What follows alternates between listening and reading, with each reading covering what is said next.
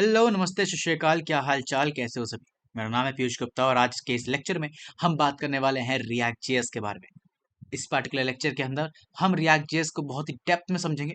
ये पूरा react JS का जो कोर्स है या फिर कहें क्रैश कोर्स है, ये पार्ट बाय पार्ट चलेगा। ठीक है, तो इस पार्टिकुलर पार्ट के अंदर मैं बहुत सारे कॉन्सेप्ट को कवर कर रहा हूँ और जो भी कॉन्सेप्ट मैं आपको पढ़ाऊंगा उनके नोट्स आपको डिस्क्रिप्शन में मिल जाएंगे। तो हमारे नोट्स कुछ इस तरीके से होंगे। सारे नोट्स मैंने तैयार करे हैं आपके लिए। ठीक है, तो आपका काम है इन्हें जा करके एक्सेस करना और इसे रीड करना आफ्टर द लेक्चर। ठीक है, मैं इसका रेफरेंस ले लेके पढ़ाऊंगा तो आपको आसानी रहेगी समझने में भी। फाइन। सो इस लेक्चर को शुरू करने से पहले एक छोटी सी रिक्वेस्ट कि अगर अभी तक आपने हमारे चैनल को सब्सक्राइब नहीं किया है तो सब्सक्राइब कर दो यार। बहुत सारा कंटेंट आपके लिए रेगुलर आ रहा है इस चैनल के ऊपर। और साथ ही साथ वीडियो अच्छी लगे, कंटेंट अच्छा लगे और कॉन्सेप्ट समझ में आए तो लाइक करना मत भूलना। That's your part. और मैं अपना पार्ट पढ़ाने का शुरू करने जा रहा हूँ। So let's start, let's begin. तो सबसे पहले समझते हैं कि रिएक्ट जेएस होता क्या है। तो रिएक्ट जेएस क्या है? रिएक्ट जेएस एक जावास्क्रिप्ट की लाइब्रेरी है।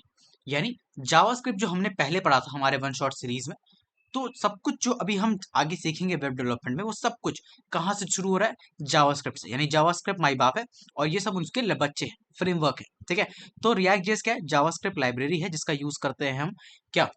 यूजर इंटरफेस यानी यूआई बनाने के लिए और mainly for the single page application.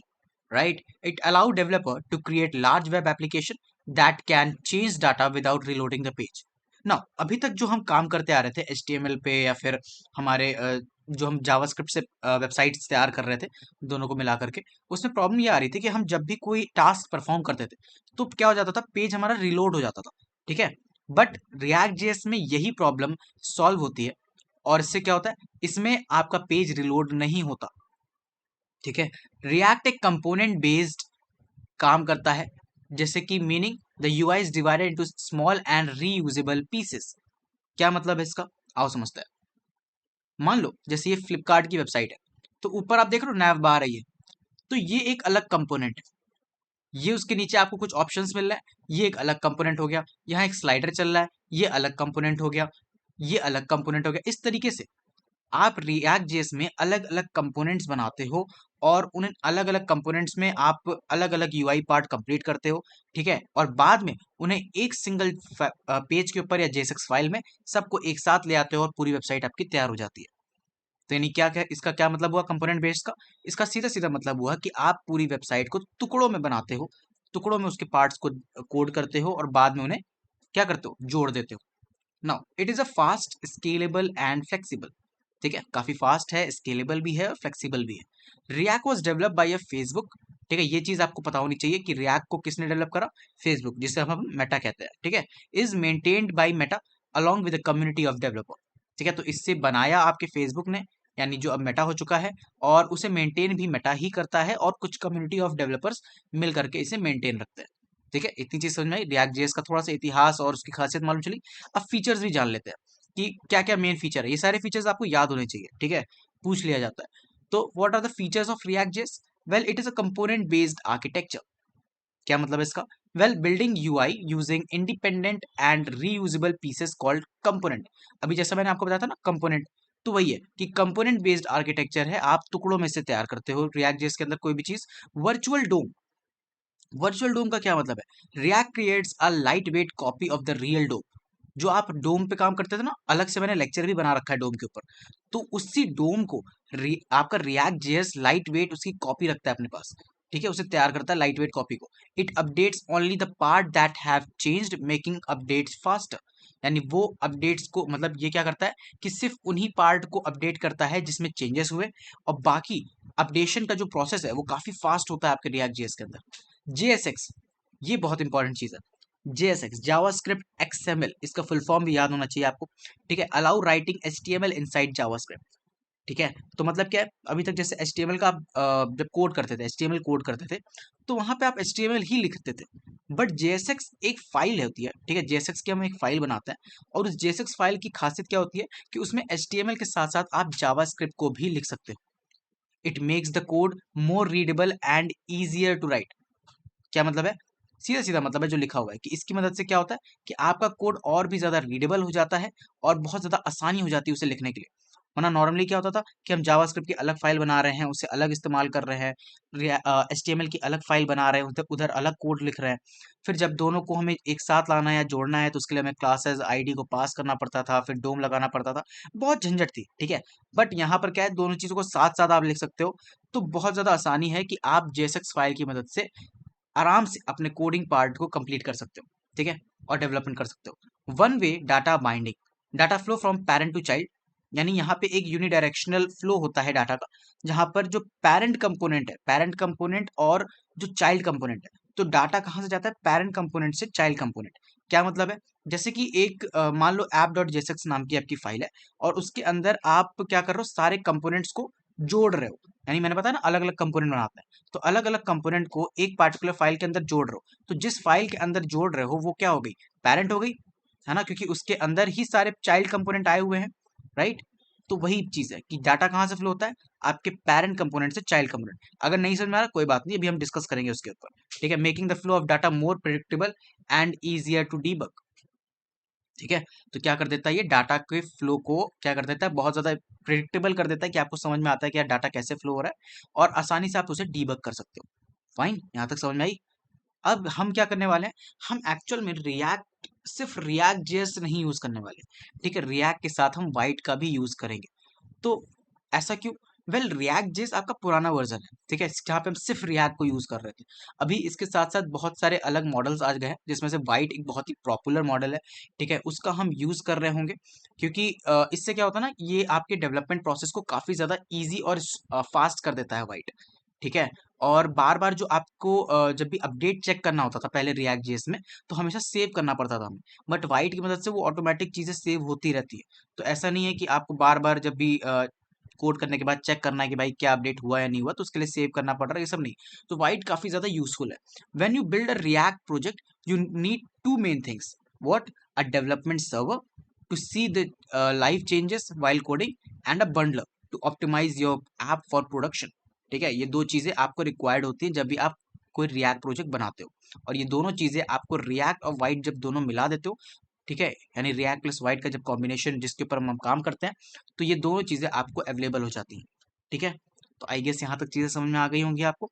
अब आगे बढ़ते हैं, और आगे अब हम समझेंगे कि कैसे हम हमारे रिएक्ट ऐप को सेटअप करते हैं, कैसे उसे डाउनलोड करते हैं, और उसके अंदर जो फाइल्स हैं उनका क्या क्या यूज है, ठीक है। तो let's go to the Visual Studio Code and understand कि कैसे बनाते हैं हमारे रिएक्ट ऐप को। Let's start. तो हम आ चुके हैं अपने विजुअल स्टूडियो कोड पे, और शुरुआत करते हैं, ठीक है। तो सबसे पहले आपको क्या करना है, एक फोल्डर बनाना है, और उस फोल्डर के अंदर आपको एंटर करना है, ठीक है। अब फोल्डर में एंटर करने के बाद आपको क्या करना है, कंट्रोल प्लस बैकटिक पे क्लिक करना है। बैकटिक क्या होता है, आपके पास स्केप की के जो नीचे जस्ट जो की है उसे हम बैकटिक कहते हैं, ठीक है। तो आपको कंट्रोल प्लस बैकटिक पे क्लिक करना है, और आपका टर्मिनल ओपन हो जाएगा कुछ इस तरीके से, ठीक है। तो यहाँ पे आप देख सकते हो सी और रिएक्ट जेएस, यानी ये आपका फोल्डर का लोकेशन बता रहा है, किसी ड्राइव के अंदर रिएक्ट जेएस नाम का फोल्डर है, उसके अंदर हम हैं, ठीक है। अब यहाँ पे आपको क्या करना है, आपको सिंपली लिखना है npm create white @latest, right. इतना लिखने के बाद आपको क्या करना है, एंटर मारना है। एंटर मार देते हैं, यहाँ पे थोड़ा सा समय हो सकता है लगे, बट उसके बाद ओके तुरंत हो गया, ओके फाइन। तो यहाँ पे अपने प्रोजेक्ट का आप नाम लिख सकते हो, ठीक है। तो मैं लिख देता हूँ ट्यूटोरियल, ठीक है, और एंटर मारते हैं। पैकेज का नेम लिखना है, कुछ भी लिख दो, लाइक रिएक्ट ऐप, एंटर मारा। अब यहाँ पे आपको फ्रेमवर्क चुनना है। फ्रेमवर्क क्या है हमारे पास, क्योंकि हम वाइट मॉडल पे हैं, ठीक है, तो उसमें बहुत सारे आपके पास फ्रेमवर्क्स आप उसके साथ यूज कर सकते हो। हम रिएक्ट करना चाहते हैं तो हम रिएक्ट पे गए और एंटर मार दिया। उसके बाद कौन सा वेरिएंट, यहाँ पर आप टाइपस्क्रिप्ट या जावास्क्रिप्ट दो में से एक चूज कर सकते हो ना, मतलब मेनली इन्हीं पे काम करते हैं, बट एज अ बिगनर हम जावास्क्रिप्ट पे काम करते हैं, तो हम जावास्क्रिप्ट पे एंटर मारेंगे, ठीक है। हो गया, यहाँ से ये प्रोसेस तो इतना पूरा हो गया। अब यहाँ पर कुछ चीजें और आपको करनी है, जैसे कि सबसे पहले यहाँ पे देखो, आपके पास ट्यूटोरियल नाम का एक फोल्डर बन गया है, ठीक है, इसके अंदर कुछ फाइल्स हैं। लेकिन अभी आपका रिएक्ट का पूरा ऐप इंस्टॉल नहीं हुआ है, तो आपको क्या करना है, पहले इस फोल्डर के अंदर आना है। तो उसके लिए क्या करेंगे, cd ट्यूटोरियल, यानी जो हमारे फोल्डर का नाम है उसे एंटर मारा। एंटर मारने के बाद यहाँ पर आप क्या करोगे, npm इंस्टॉल करके एंटर मारोगे, और अब आपका मेन जो आपका रिएक्ट जेएस फाइल है, ठीक है, वो इंस्टॉल हो रहा है, और ये थोड़ा सा समय लेगा, ठीक है। तो हम क्या करते हैं, पॉज कर देते हैं।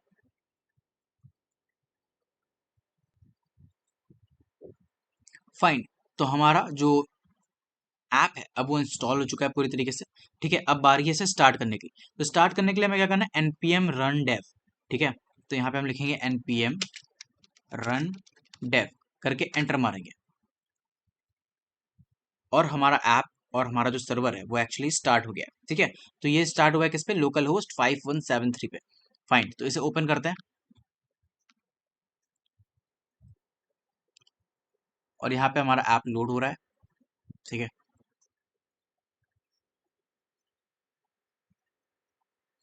और ये रहा हमारा रिएक्ट जेएस का ऐप।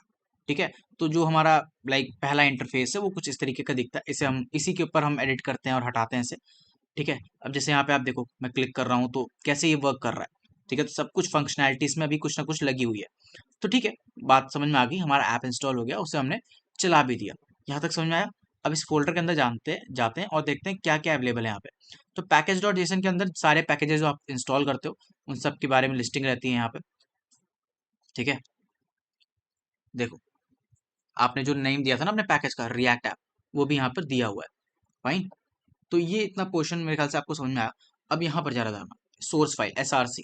ठीक है, इसके ऊपर जब क्लिक करोगे तो यहाँ पर आप देखो app dot JSX, index dot CSS, app dot CSS, main dot JSX, ये सब कुछ दिया हुआ है। और यहाँ पर इंडेक्स डॉट HTML फाइल है। इंडेक्स डॉट HTML फाइल क्या करती है, बेसिकली ये मेन एंट्री फाइल होती है आपकी। ठीक है, मेन एंट्री जो HTML फाइल है वो है आपका इंडेक्स डॉट HTML। यहाँ पर आप देख सकते हो। ठीक है, तो यहीं से शुरुआत होती है आपके पूरे ऐप की। ठीक है, तो यहाँ पर देखो, जैसे टाइटल दिया हुआ है ना, टाइटल आप चेंज कर सकते हो। मान लो कि क्या लिख दूं मैं, रिएक्ट ट्यूटोरियल, मैंने लिख दिया। अब जरा वेबसाइट पे जाओ अपने, और देखो टॉप पे रिएक्ट ट्यूटोरियल। अब ऊपर हमारा टाइटल चेंज हो गया। तो मेनली ये आपका क्या है, एंट्री फाइल है। ठीक है, इंडेक्स डॉट HTML। इसके साथ कुछ भी छेड़ाछाड़ी हम नहीं करेंगे, जैसा है वैसा रहने दो। ठीक है, इसके बाद आता है आपके पास main dot JSX file. Main dot JSX file देख रहे हो, ये फाइल।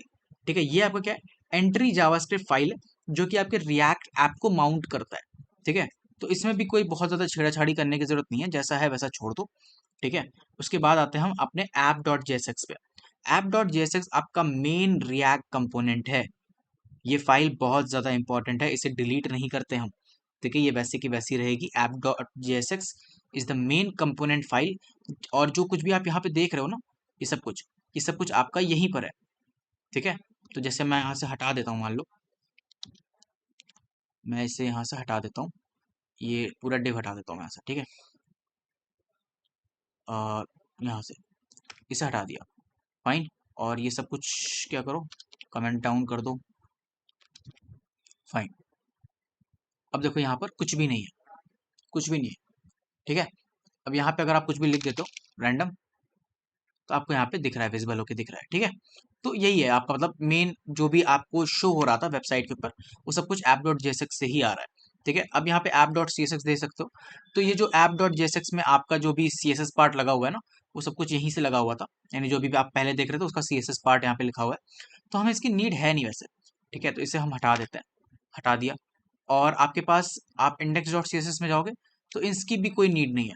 ठीक है, तो आप इसे भी हटा दो, इसे भी हटा दो। हमने दोनों चीजें हटा दी। ठीक है, ऐप डॉट JSX भी हमने खाली कर दिया, तो ये भी हटा दो। ठीक है, ये यूज स्टेट वगैरह भी यहाँ पे आगे हम सीखेंगे। तो ठीक है, सब कुछ हमने खाली कर दिया है। अपनी वेबसाइट पे जाते हैं, और ये ब्लैंक है पूरी तरीके से। ठीक है, तो यहाँ पे अगर हम कुछ भी लिखते हैं, जैसे कि मान लो H1 के अंदर हम लिख देते हैं सब्सक्राइब द चैनल।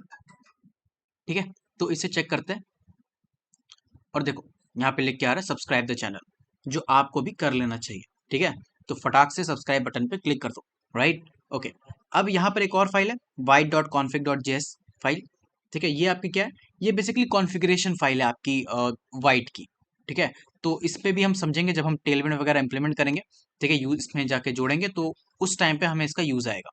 फाइन, तो आई गेस आपको इतना तो समझ में आ गया कि ये कैसे काम कर रहा है, और ये सारे फोल्डर स्ट्रक्चर क्या है। ये जो एक्स्ट्रा फाइल्स है ना यहाँ पे, रीडमी और पैकेज डॉट जेसन और ESLint, ये सब फाइल अभी आपको इनकी कोई नीड नहीं समझने की। ठीक है, एक आपका पब्लिक फोल्डर है। पब्लिक फोल्डर में जो भी आपकी जो इमेजेस वगैरह हैं या फिर कोई TXT फाइल है जिसे आप इंपोर्ट कराना चाहते हो, हम उसको रखते हैं। फाइन, ठीक है। तो यहाँ तक तो मुझे लगता है चीज़ें समझ में आ गई होंगी। Fine, okay. तो अब सीएसएस तो हम यूज़ नहीं करेंगे, ऑब्वियस सी बात है, बट हम यूज़ करेंगे टेलविंड सीएसएस को। तो टेलविंड सीएसएस कैसे इंटीग्रेट करते हैं, कैसे जोड़ते हैं इसके अंदर, अब हम वो सीखते हैं। तो एक काम करते हैं, जाते हैं हम टेलविंड सीएसएस के डॉक्यूमेंटेशन पे, ठीक है। तो लेट्स गो। तो सबसे पहले क्या करना है, हमें हमें क्रोम पे आना है और यहाँ पे सर्च करना है टेलविंड, और पहली वेबसाइट पे जाना है, और ये आपकी टेलविंड की वेबसाइट खुल गई। कितनी सुंदर सी वेबसाइट है, आप देख सकते हो, ठीक है। ऊपर आपको डॉक्स दिख रहा है, तो इस पर क्लिक कर दो, और यहाँ पर आप देखो सारे डॉक्यूमेंटेशन में स्टेप्स लिखे हुए हैं कैसे आपको इंस्टॉल करना है। तो ज़्यादा कुछ कठिन नहीं है, ठीक है। सबसे पहले ये ले लो, इतना पोर्शन, इसे कॉपी करेंगे और यहाँ पर जाएंगे, और क्योंकि हमारा सर्वर ऑलरेडी रन हो रहा है तो इस पे, तो इस वाले पार्टिकुलर टर्मिनल पे तो नहीं कर पाएंगे। तो एक और टर्मिनल बनाने के लिए हम यहाँ पे प्लस पे क्लिक करेंगे, ठीक है। एक और हमारा टर्मिनल खुल गया। अब यहाँ पर हम पेस्ट कर देंगे इसे, और यहाँ पे नहीं करेंगे, सॉरी, मतलब आप पहले ट्यूटोरियल के अंदर तो आ जाओ, ठीक है। ट्यूटोरियल नाम के जो फोल्डर है आपका, CD ट्यूटोरियल, ठीक है। एंटर मारो, एंटर कर दिया। अब यहाँ पे पेस्ट करो, पेस्ट करने के बाद एंटर मारो, और ये आपका टेलविंड सीएस का जो पैकेज है वो अब इंस्टॉल हो रहा है, ठीक है। तो it may take some time, और या फिर तुरंत भी हो सकता है, ठीक है। हो गया, ठीक है, यहाँ तक हो गया। अब अगले पे आते हैं, अगले स्टेप पे। अब यहाँ पे क्या कह रहा है, byte.config.js फाइल के अंदर जाओ, और ये दो काम करो जिस पे ये हाईलाइट करके रखा है। तो पहला तो इसे इंपोर्ट कराना है हमें, टेलविंड सीएसएस को, ठीक है। तो byte.config.js फाइल पे गए, ऊपर टॉप पे गए, यहाँ पे जाने के बाद इसे हमने इंपोर्ट करा दिया, ठीक है। इंपोर्ट कराने के बाद अगला पार्ट क्या है कि प्लगइन में हमें ये ऐड करना है, फाइन। तो क्या करेंगे, प्लगइन में ये जो ब्रैकेट है ना आपका स्क्वायर ब्रैकेट, यहाँ पे इसे पेस्ट कर दो, ठीक है, डन। इतना काम कर दिया, ठीक है। अब यहाँ पर हम क्या करेंगे, अगला प्रोसेस क्या है कि इसे हमें इंपोर्ट कराना है। तो जो आपका इंपोर्ट @import और टेलविंड सीएसएस है, इसे आप index.css में जाओगे, app.css में नहीं, index.css में जाओगे, और यहाँ पर पेस्ट कर दोगे, कर दिया, ओके। अब यहाँ से आपका जो टेलविंड सीएसएस का जो इम्प्लीमेंटेशन या फिर आपको कि इंटीग्रेशन पार्ट है वो हो गया, ठीक है। अब बाकी की चीज़ें तो आपको इस्तेमाल करने का तरीका बता रहा है। और ये चीज़ होने के बाद अब app.jsx में जाओ। अब हम ट्राई करते हैं कि एक्चुअल में वर्क कर रहा है या नहीं, ठीक है। तो यहाँ पे क्लास बनाते हैं, क्लास नेम। तो जैसा आपको पता है कि टेलविंड सीएसएस को यूज़ करने के लिए हमें क्लास के अंदर लिखना पड़ता है, क्लासेस लिखते हैं, उसकी मदद से टेलविंड सीएसएस प्रॉपर्टीज़ को इंटीग्रेट करता है, ठीक है। तो ठीक है, मुझे लगता है इतना तो आता ही होगा आपको टेलविंड सीएसएस।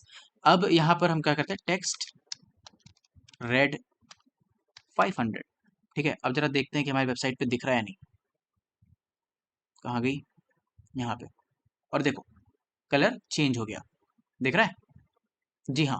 यानी टेलविंड सीएसएस हमारी अब क्या हो गई, इसके साथ इंटीग्रेट हो गई है। तो ये पूरा प्रोसेस समझ में आया, ठीक है। तो थोड़ा सा नोट्स पे जाते हैं, और यहाँ पे देखो कैसे कैसे इंस्टॉल करते हैं, सब कुछ मैंने दे रखा था। कुछ एक्स्ट्रा कमांड्स भी हैं यहाँ पे, जैसे अपडेट वगैरह चेक करना, कि list all the package that have newer versions, ठीक है, वो चीज़ चेक करना, या फिर अपने पैकेज और जेसन को अपडेट करना, उसके लिए भी कुछ कमांड लिखी हुई है, आप यूज़ करना चाहो तो कर सकते हो, ठीक है। Okay fine.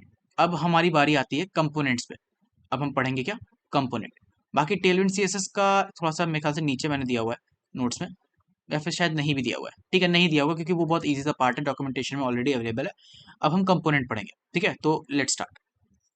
तो कंपोनेंट क्या होता है, तो component is a small reusable piece of code that control part of the UI, ठीक है। ये चीज मैंने आपको पहले ही बताई हुई है, fine. It is a JavaScript function and that returns a JSX HTML like code.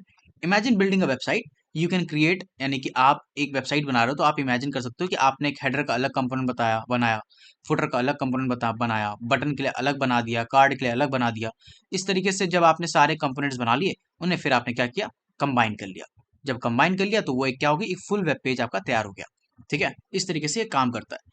और इसकी खासियत ये भी है कि आप ये रीयूजेबल होते हैं कि यार एक नहीं 4 बार मैं यूज करना चाहता हूँ तो मैं 4 बार भी इसे यूज कर सकता हूँ एक कंपोनेंट को, ठीक है। अब ये कैसे करता है काम, आओ वो समझता है। तो एक काम करते हैं, आते हैं विजुअल स्टूडियो कोड पे, और शुरुआत करते हैं अपने कंपोनेंट पार्ट की, ठीक है। तो कंपोनेंट पार्ट कैसे बनता है, देखो हमें क्या करना है, हमें एक जो सोर्स फोल्डर है ना, इसके अंदर एक और फोल्डर बनाना है। साफ सुथरे तरीके से हम काम करते हैं, हर चीज़ को स्ट्रक्चर्ड वे में रखते हैं। इसके लिए अलग से फोल्डर बनाते हैं। फोल्डर का नाम क्या रखेंगे? कंपोनेंट्स। ठीक है, कंपोनेंट्स रखते हैं और इसके अंदर अब हम कंपोनेंट्स को तैयार करते हैं या फिर फाइल्स को रखते हैं। जैसे कि इसके अंदर अब हम एक फाइल बनाएंगे, लेट्स से कुछ भी नाम दे देते हैं। ठीक है, सब्सक्राइब नाम दे देते हैं। बहुत ज़रूरी है सब्सक्राइब, आप सब जानते हो। ठीक है, इसीलिए मैं बार बार सब्सक्राइब रख रहा हूँ। अब सब्सक्राइब के बाद, सब्सक्राइब लिखने के बाद मैं लगा रहा हूँ डॉट JSX। डॉट JSX क्यों लगाया? क्योंकि डॉट JSX फाइल के ऊपर ही हम काम करते हैं। मैंने आपको बताया था क्यों, क्योंकि JSX फाइल के अंदर हम HTML और जावास्क्रिप्ट को एक साथ लिख सकते हैं। ठीक है, तो सब्सक्राइब डॉट JSX करके मैंने इसको एंटर मारा और हमारा एक कंपोनेंट पूरा हो गया। ठीक है, अब यहाँ पे आपको क्या करना है? यहाँ पे आपको लिखना RAFCEE, सॉरी RAFCE। ठीक है, ये क्या होता है? React arrow function export component, इसका फुल फॉर्म होता है। जब ये आप लिख करके एंटर मारोगे ना, तो ये देखो आपका जो प्लेट है, टेम्पलेट है या फिर कहीं बॉयलर प्लेट है इसका, वो तैयार हो जाएगा। इसमें कुछ नहीं है, सिंपल सा एक एरो फंक्शन है। ठीक है, नाम आपका सेम है। सबसे एक और चीज़ आप ध्यान रखना कि जब आप फाइल का नेम लिखोगे ना अपने कंपोनेंट फाइल का, तो उसका जो पहला लेटर है उसे कैपिटल रखना। ठीक है, रखना, बस रखना। इसे यूज में, हैबिट में ले लो, क्योंकि जब आप इंपोर्ट कराते हो और जाते हो उसे यूज करने एज अ टैग, तो अगर आप इसे कैपिटल नहीं रखते तो कई बार दिक्कत आती है, लाइक सजेशंस वगैरह नहीं आते, इसलिए। ठीक है, तो हमने क्या किया? हमने सब्सक्राइब नाम से एक फाइल बनाई और उसे इंपोर्ट किया, मतलब अभी उसे बना लिया है, उसका फंक्शन उस नाम से। इसमें क्या है? एक एरो फंक्शन है जिसके अंदर हम रिटर्न करा रहे हैं। अब रिटर्न करा रहे हैं तो ध्यान देना, रिटर्न कराते समय यहाँ पर हम लिखते हैं अपना HTML पार्ट। ठीक है, HTML पार्ट यहाँ लिखते हैं और जो हमारा जावास्क्रिप्ट पार्ट है वो यहाँ पे लिखते हैं, रिटर्न के ऊपर, यहाँ सब पे। ठीक है, ये सब जो पूरी स्पेस है आपकी, ये यहाँ सब पे हम क्या करते हैं? हमारा जावास्क्रिप्ट पार्ट लिखते हैं। अंदर अगर इसके आपको जावास्क्रिप्ट लिखनी है, यानी जो HTML है हमारा, इसके अंदर भी आपको जावास्क्रिप्ट लिखनी है, तो हम सिंपली क्या करते हैं? कर्ली ब्रैकेट बना लेते हैं। इसके अंदर अब आप जावास्क्रिप्ट भी लिख सकते हो। ठीक है, तो ठीक है, अब जब समय आएगा तो सीखेंगे। अभी यहाँ पे क्या करते हैं? हम लिखते हैं एक H1 और H1 को कहते हैं प्लीज लाइक एंड शेयर। ठीक है, जैसे हर एक यूट्यूबर लाइक, शेयर, सब्सक्राइब की भीख मांगता है। ठीक है, तो वो सेम चीज अब मैं भी करने जा रहा हूँ। तो वो मैंने क्या किया? सब्सक्राइब नाम के इस कंपोनेंट के अंदर मैंने इस चीज को लिखा और इसे मैं क्या करूंगा? अपने मेन, मैंने बताया ना ये आपका मेन पेज है। ठीक है, इसी के ऊपर हम जाकर के इसे इंपोर्ट करेंगे। इंपोर्ट करने के लिए क्या करते हैं? इसके ऊपर अलग क्या था कि मैं अभी आपको बहुत डिटेल में बताने भी वाला हूँ, बट अभी के लिए सीधे खाली देख लेते हैं बस। ठीक है, इंपोर्ट। ठीक है, हमने इंपोर्ट करा लिया। अब यहाँ पर हम उसे यूज कर सकते हैं एज अ टैग। तो पहले तो एक ओपनिंग टैग बनाओ। ठीक है, इसके अंदर अब उस क्या लिखोगे? सब्सक्राइब। ये जो आपने इंपोर्ट कराया ना, इसे आप यहाँ पे लिखो। तो हम लिखेंगे सब्सक्राइब, लिखा और फिर इसे क्लोज कर दो। क्लोज कर दिया। ठीक है, अब जरा सा जाते हैं और चेक करते हैं हमारी वेबसाइट के ऊपर। ये देखो, प्लीज लाइक एंड सब्सक्राइब यहाँ भी लिख करके आ गया। Okay, so this is how it works. और आप चाहो तो इसे कितनी भी बार कर सकते हो, आपके ऊपर है। ठीक है, मैं और भी बार करके दिखाता हूँ आपको। ये देखो, 4-5 बार मैंने करके दिखा दिया और ये देखो 4-5 बार मुझे यहाँ पे रिजल्ट मिल रहा है। ठीक है, तो जितनी भी बार आप चाहो तो उसको यूज कर सकते हो, उतनी बार आपको वो पार्टिकुलर कंपोनेंट मिल जाएगा। ठीक है, तो आपको इतना समझ में आ गया कंपोनेंट कैसे काम करता है? यानी टुकड़े टुकड़े में हम उसे बनाते हैं और यहाँ app.jsx में ला करके उसे जोड़ देते हैं। ठीक है, कंपोनेंट के अंदर भी कंपोनेंट आप बना सकते हो। ठीक है, तो ऐसा नहीं है, वो चीजें भी चेन चलती रहती है। अभी वो चेनिंग भी आपको दिखाऊंगा पूरी। फाइन, तो मुझे लगता है यहाँ तक तो चीजें समझ में आ गई होंगी। ठीक है, अब जरा नोट्स पे जाते हैं और आगे देखते हैं क्या करना है हमें। तो ठीक है, ये चीजें मैंने आपको करके दिखा दी। अब इंपोर्ट और एक्सपोर्ट को समझते हैं। एक्सपोर्ट क्या होता है?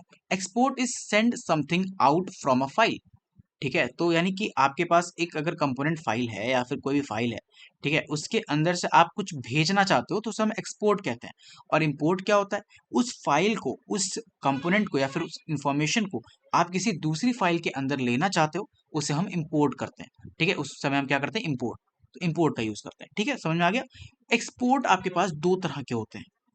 अब ये भी समझना जरूरी है कि दो तरह के एक्सपोर्ट होते हैं। एक होता है आपके पास डिफॉल्ट एक्सपोर्ट और दूसरा होता है हमारे पास नेम्ड एक्सपोर्ट। ठीक है, डिफॉल्ट एक्सपोर्ट क्या है? डिफॉल्ट एक्सपोर्ट में कुछ खास नहीं होता, जैसे कि ये सब्सक्राइब वाला है। ठीक है, अब यहाँ पर मैं इस पूरे को हटा देता हूँ मान लो, और मैं फिर से क्या करता हूँ? Const subscribe. ठीक है, कॉन्स्ट सब्सक्राइब, ये लिखा मैंने। और ये लिखने के बाद मैंने कहा कि भाई साहब एक काम करो, आप रिटर्न कर दो कुछ। रिटर्न कराया, रिटर्न कराने के बाद मैं कहता हूँ कि इसके अंदर मैं एक डिव रिटर्न करा रहा हूँ। ठीक है, यहाँ तक तो चीज़ समझ में आई। आप यहाँ पे इंपोर्ट करा लो रिएक्ट को, इंपोर्ट रिएक्ट फ्रॉम रिएक्ट। ठीक है, अब यहाँ पे समझो, मैं ये चाहता हूँ ये जो मेरा सब्सक्राइब नाम का जो मैंने बनाया ना फंक्शन इस पार्टिकुलर कंपोनेंट फाइल के अंदर, मैं इसे एक्सपोर्ट करना चाहता हूँ, भेजना चाहता हूँ। भाई भेजूंगा तभी तो मेरे मेन फाइल के अंदर आएगा। तो उसके लिए क्या करेंगे हम लिखते हैं एक्सपोर्ट डिफॉल्ट, डिफॉल्ट और फिर इस फंक्शन का नाम, तो इस फंक्शन का नाम क्या है, सब्सक्राइब। ठीक है, अब यहाँ पे आप लिख दो प्लीज लाइक एंड शेयर, बार बार बोल रहा हूँ कर दो ठीक है, तो ये चीज़ हमने लिख दी। अब हम ऐप डॉट जेएसएक्स पे जाते हैं और दोबारा देखते हैं काम कर रहा है क्या। हाँ काम कर रहा है, ठीक है काम कर रहा है बढ़िया से। देखो, तो यहाँ पर हमने क्या करा, हमने डिफ़ॉल्ट का यूज़ किया। तो उससे हम यहाँ पे सॉरी, हमने डिफ़ॉल्ट का यूज़ किया और इस डिफ़ॉल्ट की मदद से हम क्या कर रहे हैं, इस पार्टिकुलर फंक्शन को भेज रहे हैं। तो इसे हम क्या कहते हैं, डिफ़ॉल्ट एक्सपोर्ट। ठीक है, डिफ़ॉल्ट एक्सपोर्ट। और नेम्ड एक्सपोर्ट क्या होता है, नेम्ड एक्सपोर्ट में बहुत ज़्यादा कुछ तो डिफरेंट नहीं होता, पर अगर मैं एक और कंपोनेंट फाइल बनाता हूँ यहाँ पे, ठीक है, और क्या नाम रख दूँ इसका मैं, ट्यूटोरियल रख दूँ, ट्यूटोरियल तो है ही यार, मेरे को नाम नहीं याद आते। कंपो डॉट रख देता हूँ, ठीक है, कंपो डॉट जेएसएक्स। ठीक है, अब यहाँ पे हमने फाइल रख दी कंपो डॉट जेएसएक्स के अंदर। अब नेम्ड एक्सपोर्ट के लिए क्या करते हैं, हम सिंपली लिखते हैं एक्सपोर्ट। ठीक है, उसके बाद लिखते हैं फंक्शन, उसके बाद हमारे उस पार्टिकुलर फंक्शन का नाम जो भी हम रखना चाहते हैं, मान लो कि ठीक है, मान लो कुछ भी लिख देते हैं यार, नेम लिख देते हैं नेम। ठीक है, नेम लिख दिया, नेम लिख दिया। उसके बाद फिर यहाँ पर देखो, नेम लिखने के बाद आप यहाँ पर क्या कर सकते हो, आर्ग्यूमेंट वगैरह ले सकते हो, पैरामीटर वगैरह ले सकते हो। ठीक है, तो सिंपली यहाँ पे नॉर्मल वे में लिखते हैं इसको, जो हमारा ट्रेडिशनल वे है। ठीक है, और यहाँ पर बनाया करली ब्रैकेट और सिंपली इस तरीके से। अब यहाँ पे आप कुछ भी लिख दो जो भी आप कराना चाहते हो, जैसे कि रिटर्न कराना चाहता हूँ मैं, रिटर्न कराना चाहता हूँ क्या, मैं एक H1 कराना चाहता हूँ और कहता हूँ my name is Piyush Gupta. ठीक है, ये मैंने एक एक फंक्शन बना दिया और यहाँ स्टार्टिंग मैंने एक्सपोर्ट रखा है। अब यहाँ पर एक और बनाते हैं, एक्सपोर्ट फंक्शन एज, और यहाँ पे मैं रिटर्न करा देता हूँ क्या, रिटर्न करा देता हूँ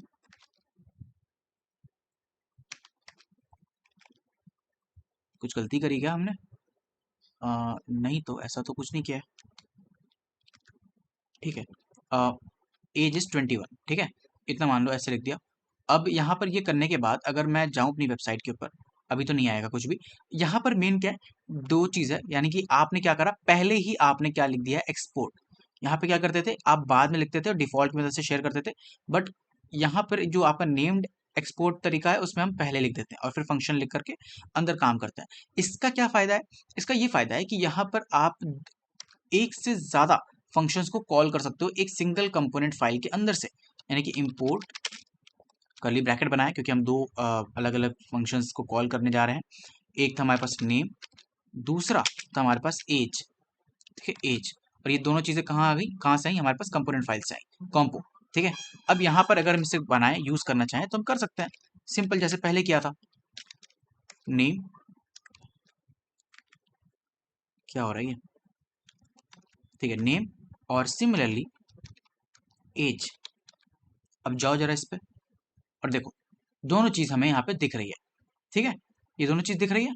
ये दोनों चीज़ क्यों दिख रही है हमें, वेल हमने क्या करा था, दो अलग अलग फंक्शन बना लिए थे एक सिंगल कंपोनेंट फाइल के अंदर। तो यही तो वो खासियत है। खासियत क्या है, you export one thing using export default. यानी जब आप एक्सपोर्ट डिफॉल्ट का यूज करते हो तो आप सिर्फ किसी एक चीज को, एक पार्टिकुलर फंक्शन को शेयर कर सकते हो, भेज सकते हो। बट आप जब नेम्ड मेथड का यूज करते हो तब आप एक से ज्यादा फंक्शंस को शेयर कर सकते हो। तो भाई अच्छा कौन सा है, नेम्ड वाला है ना। बट नहीं, हम ऐसा नहीं करते, नेम को यूज नहीं करते। हम मेनली डिफॉल्ट एक्सपोर्ट को ही यूज करते हैं। क्यों, क्योंकि यार जब हम इंडिपेंडेंट हैं, हम कितने भी नंबर ऑफ कंपोनेंट्स बना सकते हैं, तो क्या जरूरत है एक ही कंपोनेंट फाइल के अंदर बहुत सारा बनाने का, क्यों मैशअप करना है। ठीक है, हालांकि जरूरत पड़ती है कभी कभी, बट मेनली हम इसी के ऊपर काम करते हैं, डिफॉल्ट एक्सपोर्ट के ऊपर। ठीक है, इतनी चीज समझ में आ गई। सिमिलरली वही चीज यहाँ पे है, इंपोर्ट करने के भी दो तरीके होते हैं। एक आपके पास डिफॉल्ट वाला है, जब आप डिफॉल्ट फाइल को इंपोर्ट कराते हो तो कुछ इस तरीके से होता है, ठीक है, नॉर्मल। और जब आप नेम्ड मेथड करते हो, नेम्ड एक्सपोर्ट, तब उस टाइम पे क्या होता है, क्योंकि एक से ज्यादा आप फंक्शन को कॉल कर रहे हो तो एक कर्ली ब्रैकेट के अंदर आप सारे फंक्शन का नाम लिखते हो और उसे इस तरीके से इंपोर्ट कराते हो। बात समझ में आई? आ गई ना? हाँ, तो ऐसे ही आप करते हो एक्सपोर्ट और इंपोर्ट का काम। काफी डिटेल में हो गया आई गेस, बट समझ में आ गया होगा। ठीक है, ओके फाइन, अब आगे बढ़ते हैं। अगला टॉपिक है हमारा प्रॉप्स इन रिएक्ट। सो इसे शुरू करते हैं। तो प्रॉप्स क्या होते हैं? प्रॉप्स होते हैं हमारे प्रॉपर्टीज का शॉर्ट फॉर्म। ठीक है, जैसे प्रॉपर्टीज है उसको शॉर्ट में हम प्रॉप्स कहते हैं। ठीक है, they are like input you send to a component. अब प्रॉप्स की मदद से हम जो हमारी कंपोनेंट फाइल है उसके अंदर अगर हम कोई इंफॉर्मेशन या कोई इनपुट भेजना चाहते हैं तो वो with the help of props ही हम भेजते हैं। A component receive props and use them to display dynamic data. Dynamic data का मतलब क्या है कि आप चाहते हो कि कुछ ऐसे डाटा आप भेजना जो बार बार चेंज होता रहे और वहां कंपोनेंट फाइल के अंदर वो चीज शो होती रहे। ठीक है, उसकी मदद से। तो उसके लिए भी हम प्रॉप्स का इस्तेमाल करते हैं। समझेंगे समझेंगे, इस चीज को भी समझेंगे। You pass prop from parent to child component. Props हमेशा पेरेंट से चाइल्ड कंपोनेंट में भेजा जाता है, ये चीज याद रखना। ठीक है, चलो इसे समझते हैं कैसे यूज करेंगे। तो ये हमारी ठीक है, विजुअल स्टूडियो कोड है। अब यहाँ पे ये दोनों कंपोनेंट ना मैं डिलीट कर देता हूँ पहले, नए कंपोनेंट्स के साथ खेलेंगे। ठीक है, ये सब भी हटाओ, इसको भी हटाओ, हटा दिया। ठीक है, इसकी भी जरूरत नहीं है, ये भी हटाओ। फाइन। अब यहाँ पर हम क्या करते हैं, हम कुछ नए कंपोनेंट्स बनाते हैं। ठीक है, एक कंपोनेंट का नाम रखते हैं add डॉट jsx। फाइन। और एक कंपोनेंट का नाम रखते हैं क्या, substract dot jss।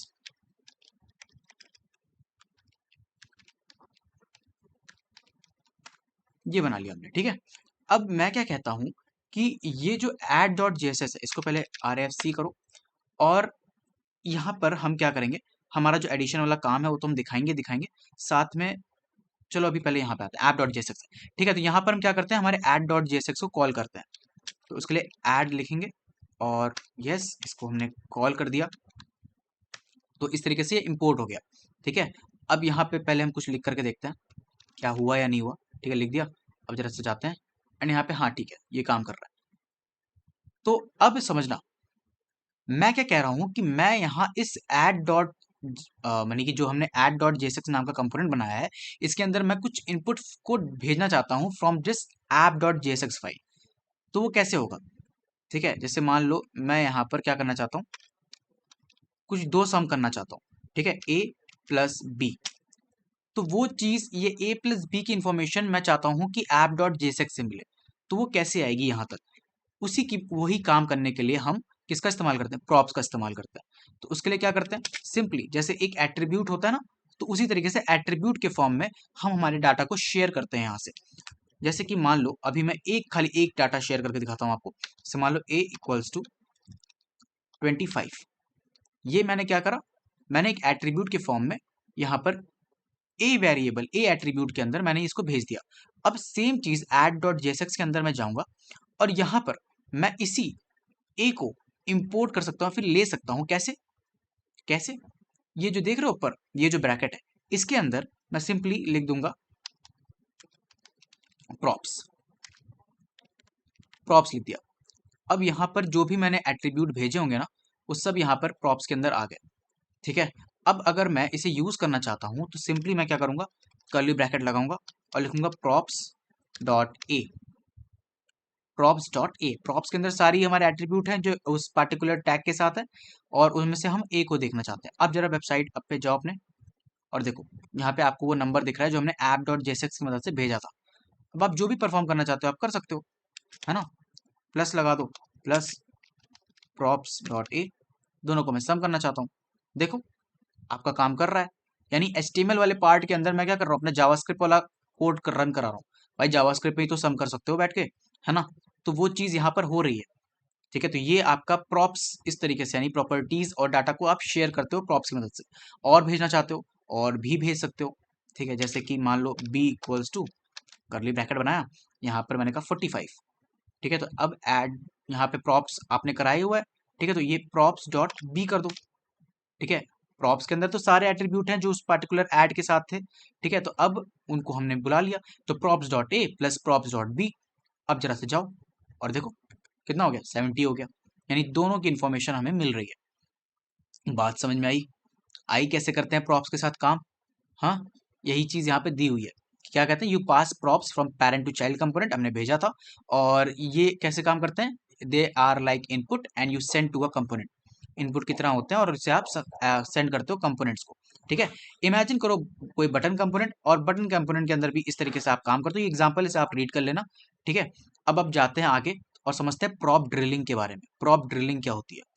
Prop drilling मतलब होता है कि एक पार्टिकुलर पैरेंट कंपोनेंट से चाइल्ड कंपोनेंट में भेजा, उस चाइल्ड कंपोनेंट का जो चाइल्ड कंपोनेंट होगा, उसके बाद वो डाटा उसमें जाएगा, उसके बाद उसमें उसके बच्चे में जाएगा, इस तरीके से चला जाता है, अंदर ही अंदर भेजा करते हैं, और इसे हम प्रॉप ड्रिलिंग कहते हैं। कैसे काम करता है, आओ दिखाता हूँ। मान लो पहले तो एक सब्सट्रैक्ट नाम का जो हमने जेएसएक्स फाइल बनाया, इसको तैयार करो। ऐप डॉट जेएसएक्स में गए। अब यहाँ पे मैं कहता हूँ कि यार ये जो मैंने ऐड के अंदर ए और बी की इंफॉर्मेशन दी है ना, सेम चीज आप क्या करो, इस ऐड डॉट जेएसएक्स फाइल के अंदर आप सब्सट्रैक्ट डॉट जेएसएक्स फाइल को इंपोर्ट करा लो। यानी आपका जो सब्सट्रैक्ट डॉट जेएसएक्स फाइल है वो आपके ऐड डॉट जेएसएक्स फाइल का बच्चा है, चिल्ड्रन है। ठीक है, तो हम क्या कर रहे हैं, इसके अंदर हम इसे क्या कर रहे हैं, सब्सट्रैक्ट डॉट जेएसएक्स फाइल को हमने इंपोर्ट करा लिया। देखो हो गया ना इंपोर्ट, हो गया। ठीक है, अब यहां पर मैं सेम इंफॉर्मेशन भेजना चाहता हूं, किसे, जो मेरा आया था ना ऐप डॉट जेएसएक्स से ए और बी की इंफॉर्मेशन, वो मैं सब्सट्रैक्ट डॉट जेएसएक्स के अंदर भेजना चाहता हूँ। तो वो कैसे भेजाएगी, सेम तरीका, ए ये बनाया मैंने, और इसके अंदर मैंने कहा प्रॉप्स डॉट ए, इस तरीके से मैंने भेज दिया। ठीक है, अब B equals to props dot B, भेज दिया। अब सब्सट्रैक्ट के अंदर जाने के बाद मैंने यहां पे फिर लिखा प्रॉप्स, प्रॉप्स लिख दिया। ठीक है, अब यहां पर मैं अगर चाहता हूं तो मैं लिख सकता हूं प्रॉप्स, सेम तरीका, props dot B minus props dot A. और क्या मुझे ये पार्टिकुलर सब्सट्रैक्ट फाइल में के अंदर जो मेरा रिजल्ट है, क्या मुझे वो ऐप डॉट जेएसएक्स के अंदर दिखेगा? दिखना चाहिए ना, क्योंकि ऐप डॉट जेएसएक्स के अंदर ही तो हमने इसे इंपोर्ट किया है। तो अब ये इसका पार्ट है, और ये जो ऐप डॉट जेएसएक्स है वो मेन फाइल का पार्ट है। ठीक है, तो अब जरा सा जा करके देखते हैं। देखो 20 दिख रहा है ना? So this is how it works. और कैसे कर रहे हो आप, क्या कर रहे हो, आप ऐप डॉट जेएसएक्स से कुछ इंफॉर्मेशन एक कंपोनेंट के अंदर भेज रहे हो, उस कंपोनेंट के अंदर से वो सेम इंफॉर्मेशन किसी दूसरे कंपोनेंट के अंदर जा रही है, और उस कंपोनेंट के अंदर इसका इस्तेमाल हो रहा है। अब यही इंफॉर्मेशन आप चाहो तो कोई और कंपोनेंट बनाओ, उसको इसका चाइल्ड बनाओ सब्सट्रैक्ट का, और उसके अंदर भी आप सेम इंफॉर्मेशन भेज सकते हो, है ना? और इस तरीके से इंफॉर्मेशन अंदर ही अंदर जाती रहेगी। इसी मेथड को क्या कहते हैं हम, प्रॉप ड्रिलिंग कहते हैं। क्या मतलब है, प्रॉप ड्रिलिंग मतलब है passing props through many layers just to reach a deep child component. ठीक है, कई लेयर तक हम इसे भेजते रहते हैं ताकि हम किसी एक काफी जो पीछे एक चाइल्ड कंपोनेंट है उस तक इंफॉर्मेशन को पहुंचा दें। ठीक है, एक एग्जांपल भी मैंने दे रखा है यहाँ पे, तो इसे आप देख लेना। बट क्या प्रॉप ड्रिलिंग एक अच्छा मेथड है? नहीं, बिल्कुल अच्छा मेथड नहीं है। Prop drilling is bad. क्यों? क्योंकि यहाँ पर बहुत ज्यादा पासिंग करनी पड़ती है, काफी मेसी कोड हो जाता है। आप खुद सोचो ना यार, अगर मैं ऐसे जनरल आपको दे दूं तो आप समझ पाओगे क्या कि यार मतलब एक पहली बार में समझ में आएगा क्या कि यहाँ से ठीक है डाटा गया, फिर ऐड डॉट जेएसएक्स के अंदर गया, फिर ऐड डॉट जेएसएक्स से फिर डाटा जा रहा है सब्सट्रैक्ट नाम के किसी चाइल्ड कंपोनेंट के अंदर, मैं वही सेम डाटा भेज रहा हूँ, फिर सब्सट्रैक्ट के अंदर वो उस डाटा को इस्तेमाल किया जा रहा है, फिर इसके बाद इसका भी कोई चाइल्ड कंपोनेंट हो सकता हो, उसके अंदर भी सेम डाटा भेज रहे हो, फिर मुझे देखना पड़ रहा है यार इस तरीके से मैं 4-5 डाटा अलग अलग भेजूं। या तो मान लो ऐड डॉट जेएसएक्स से मैंने ए और बी भेजा था, अब इसी तरीके से मैं यहाँ पे सी मान लो भेज दूं, एक और इन्फॉर्मेशन भेज देता हूँ।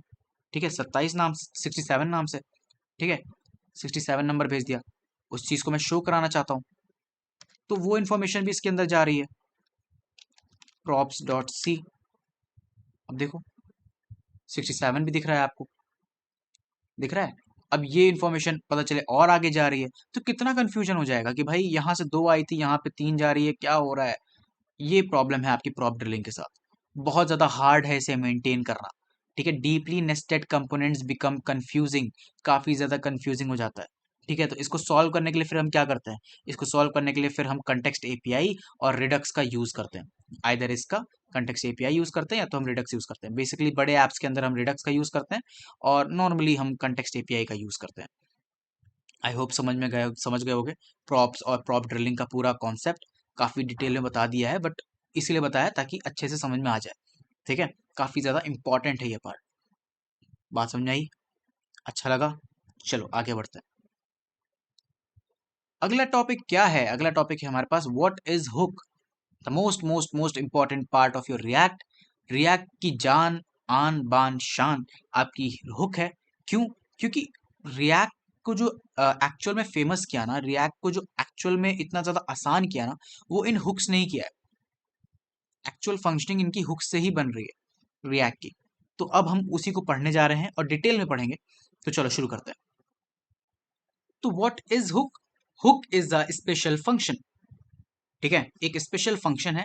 It let you hook into react feature. अच्छी लाइन है ये कि आपको रिएक्ट फीचर्स के अंदर ये हुक करता है। ठीक है, जैसे कि आपकी स्टेट हो गई, लाइफ साइकिल हो गई, कंटेक्स्ट हो गया, ये सारा कुछ। ठीक है, it hooks give you the functional component super powers. क्या मतलब है इसका? जो रिएक्ट की एक्चुअल सुपर पावर है ना, वो आपको हुक की मदद से मिलती है। ठीक है, तो अब जानते हैं ढेर सारे हुक्स के बारे में। तो सबसे पहला जिसे हम पढ़ने वाले हैं वो है use state. Use state in React, ये सबसे ज्यादा इंपॉर्टेंट हुक है और सबसे ज्यादा यूज किए जाने वाला हुक है। ठीक है, जब आप रिएक्ट जेएस पे काम करोगे तो मुझे नहीं पता कि आप कोई हुक यूज करो ना करो, बट आप यूज स्टेट तो करोगे ही करोगे, क्योंकि बहुत इंपॉर्टेंट और बहुत ही कॉमन हुक है जिसे हम, जिसकी मदद से हम अपने पूरे फंक्शनैलिटी को तैयार करते हैं। ठीक है, तो होता क्या ये, तो बेसिकली ये भी एक स्पेशल फंक्शन है। ठीक है, जो क्या करता है, that let you create a variable in React that can change. है ना, मतलब आप एक ऐसा वेरिएबल रिएक्ट के अंदर बना सकते हो। नॉर्मली क्या करते थे, एक वेरिएबल बनाते थे, उसकी एक वैल्यू रखते थे। ठीक है, तो बस वैल्यू रख दिया, हो गया। बट यहाँ पर क्या होता है कि इसकी मदद से आप एक वेरिएबल बना सकते हो जिसकी वैल्यू को बार बार आप चेंज कर सकते हो। ठीक है, जब भी आप चाहो, बेस्ड ऑन योर कोड, जो भी आपने लिखा है HTML और जावास्क्रिप्ट, उसके बेसिस पे आप इस पर्टिकुलर वेरिएबल की वैल्यू को बार बार चेंज करते रह सकते हो। ठीक है, तो भैया वो तो मैं वैसे भी कर सकता था। ठीक है, वहां पे भी तो मैं वैल्यू को, वेरिएबल का नाम लिख के और वैल्यू को चेंज कर सकता था ना। अगर मैं कॉन्स्ट ना यूज करूं, लेट और वैर यूज करूं, तो मैं कहा हाँ बात तो सही है। बट क्या होता है, जो वेरिएबल्स होते हैं ना जावास्क्रिप्ट में, वो पेज को री रेंडर नहीं करते जब वो चेंज होते हैं, बट यूज स्टेट कर देता है। री रेंडर मतलब, जब आप मान लो एक वेबसाइट बना करके रखी है, वहां पर एक वेरिएबल की वैल्यू है जो आपके वेबसाइट पे शो हो रही है। ठीक है, तो अगर उसकी वैल्यू सडनली आपके बेस्ड ऑन द जो भी आपने लाइन ऑफ कोड लिखा हुआ है, उसकी उसकी बेसिस पर उसकी जो वैल्यू है अगर वो चेंज हो रही है, ठीक है, तो वो तुरंत वहां पे विजिबल नहीं होता। आपकी वेबसाइट री रेंडर नहीं होती, आपको वेबसाइट को फिर से रिलोड करना पड़ेगा और फिर वो वैल्यू आपको वहां पे दिखेगी। ठीक है, बट रिएक्ट जेएस में यूज स्टेट की मदद से आप जैसे ही वो वैल्यू चेंज होगी, आपका जो पेज है वो री रेंडर हो जाएगा। समझे, और वो वैल्यू तुरंत वहां पे विजिबल होगी जैसे वो चेंज हुई वेबसाइट के ऊपर। ठीक है, तो ये काम करता है आपका यूज स्टेट। तो बहुत ज्यादा मैंने भाषण दे दिया इसके बारे में, बट अब हम इसका एक्चुअल यूज केस समझेंगे with the help of code. ठीक है, तो चलते हैं अपने विजुअल स्टूडियो कोड के ऊपर और यहाँ पर ये सारे सिंटेक्स वगैरह इसके समझेंगे। ठीक है, लेट्स गो। तो हम आ गए अपने विजुअल स्टूडियो कोड के ऊपर, और जो आपका यूज स्टेट है ना, अब उसे हम समझेंगे कैसे हम लिखते हैं। ठीक है, तो ये जो रिटर्न है आपका, ठीक है, इस रिटर्न के ऊपर यहाँ पर डिफाइन किया जाता है यूज स्टेट को। ठीक है, तो थोड़ी सी स्पेस बनाते हैं और यहाँ पे शुरुआत करते हैं। तो सबसे पहले हम क्या करेंगे, हम लिखेंगे कॉन्स्ट, बनाएंगे एक ब्रैकेट, और इसके अंदर क्या करेंगे, पहले स्टेट वेरिएबल, मैं अभी सिर्फ एग्जांपल दे रहा हूं आपको। ठीक है, comma set state variable, right, equals to, अब यहाँ पे आप लिखते हो यूज स्टेट को, यूज स्टेट को, फिर एक ब्रैकेट बनाते हो और इसके अंदर कोई आप इनिशियल वैल्यू रखते हो। ठीक है, ये होता है तरीका, और ये होता है पूरा सिंटेक्स आपके यूज स्टेट का। समझे? नहीं समझे? कैसे समझ जाओगे, अभी तो मैंने बताया ही नहीं। ठीक है, जैसे आपका ये जो स्टेट वेरिएबल है, ये क्या होता है, ये बेसिकली आपकी जो करंट वैल्यू होती है ना उसे स्टोर करता है। तो करंट स्टेट वैल्यू आपकी स्टेट वेरिएबल यानी जो पहला आप यहाँ पे जो लिखोगे, ठीक है, नाम, उसके अंदर आपकी करंट वैल्यू स्टोर होगी। और फिर ये जो दूसरा है ये एक क्या है, इसे हम क्या कहते हैं, ये एक फंक्शन है जो आपकी उस स्टेट की वैल्यू को अपडेट करने के काम आता है, ठीक है। और फिर हम यूज स्टेट लिखते हैं क्योंकि यूज स्टेट का इस्तेमाल कर रहा है। उसके बाद हम लिखते हैं यहाँ पे इनिशियल वैल्यू।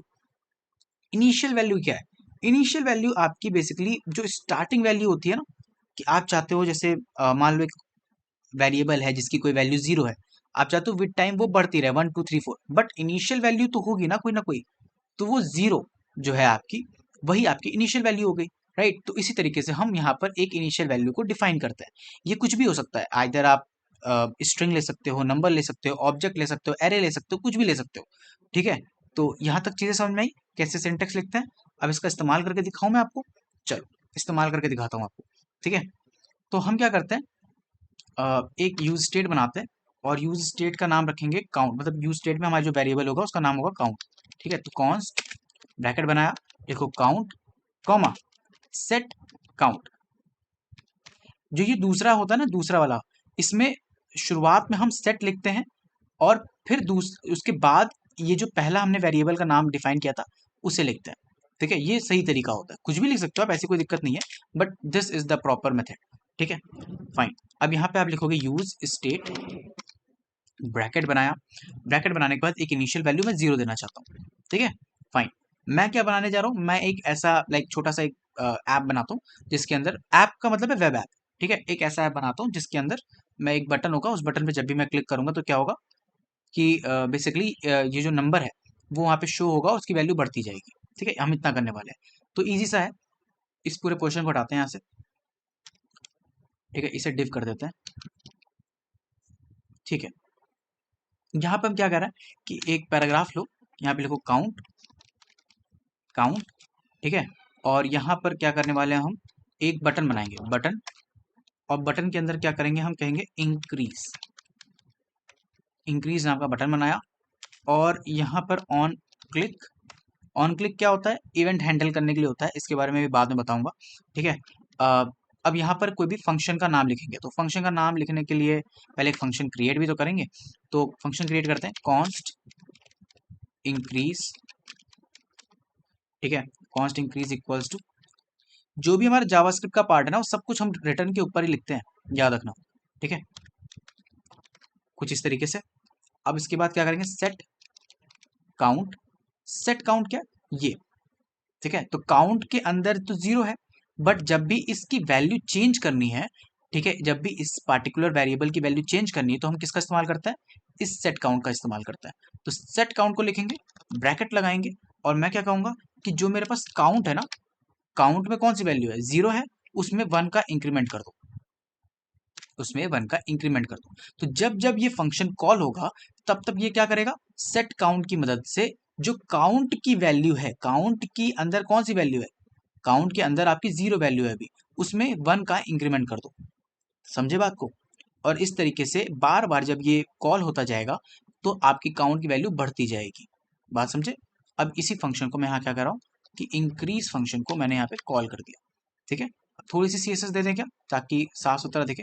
और यहाँ पर हम क्या करने वाले हैं, काउंट के सामने हम क्या करेंगे, इस काउंट वैल्यू को दिखाएंगे, तो उसके लिए क्या करेंगे, यहाँ पे कर्ली ब्रैकेट बनाओ और इसके अंदर लिखो काउंट, बात समझे, इतनी चीज समझ में आई। डिव के अंदर हमने दो चीज करी, एक पैराग्राफ किया और एक बटन किया, ठीक है। पैराग्राफ के अंदर हमने काउंट की वैल्यू लिख रहे हैं, बुला रहे हैं, और बटन की मदद से हम बार बार इस पार्टिकुलर फंक्शन को कॉल कर रहे हैं।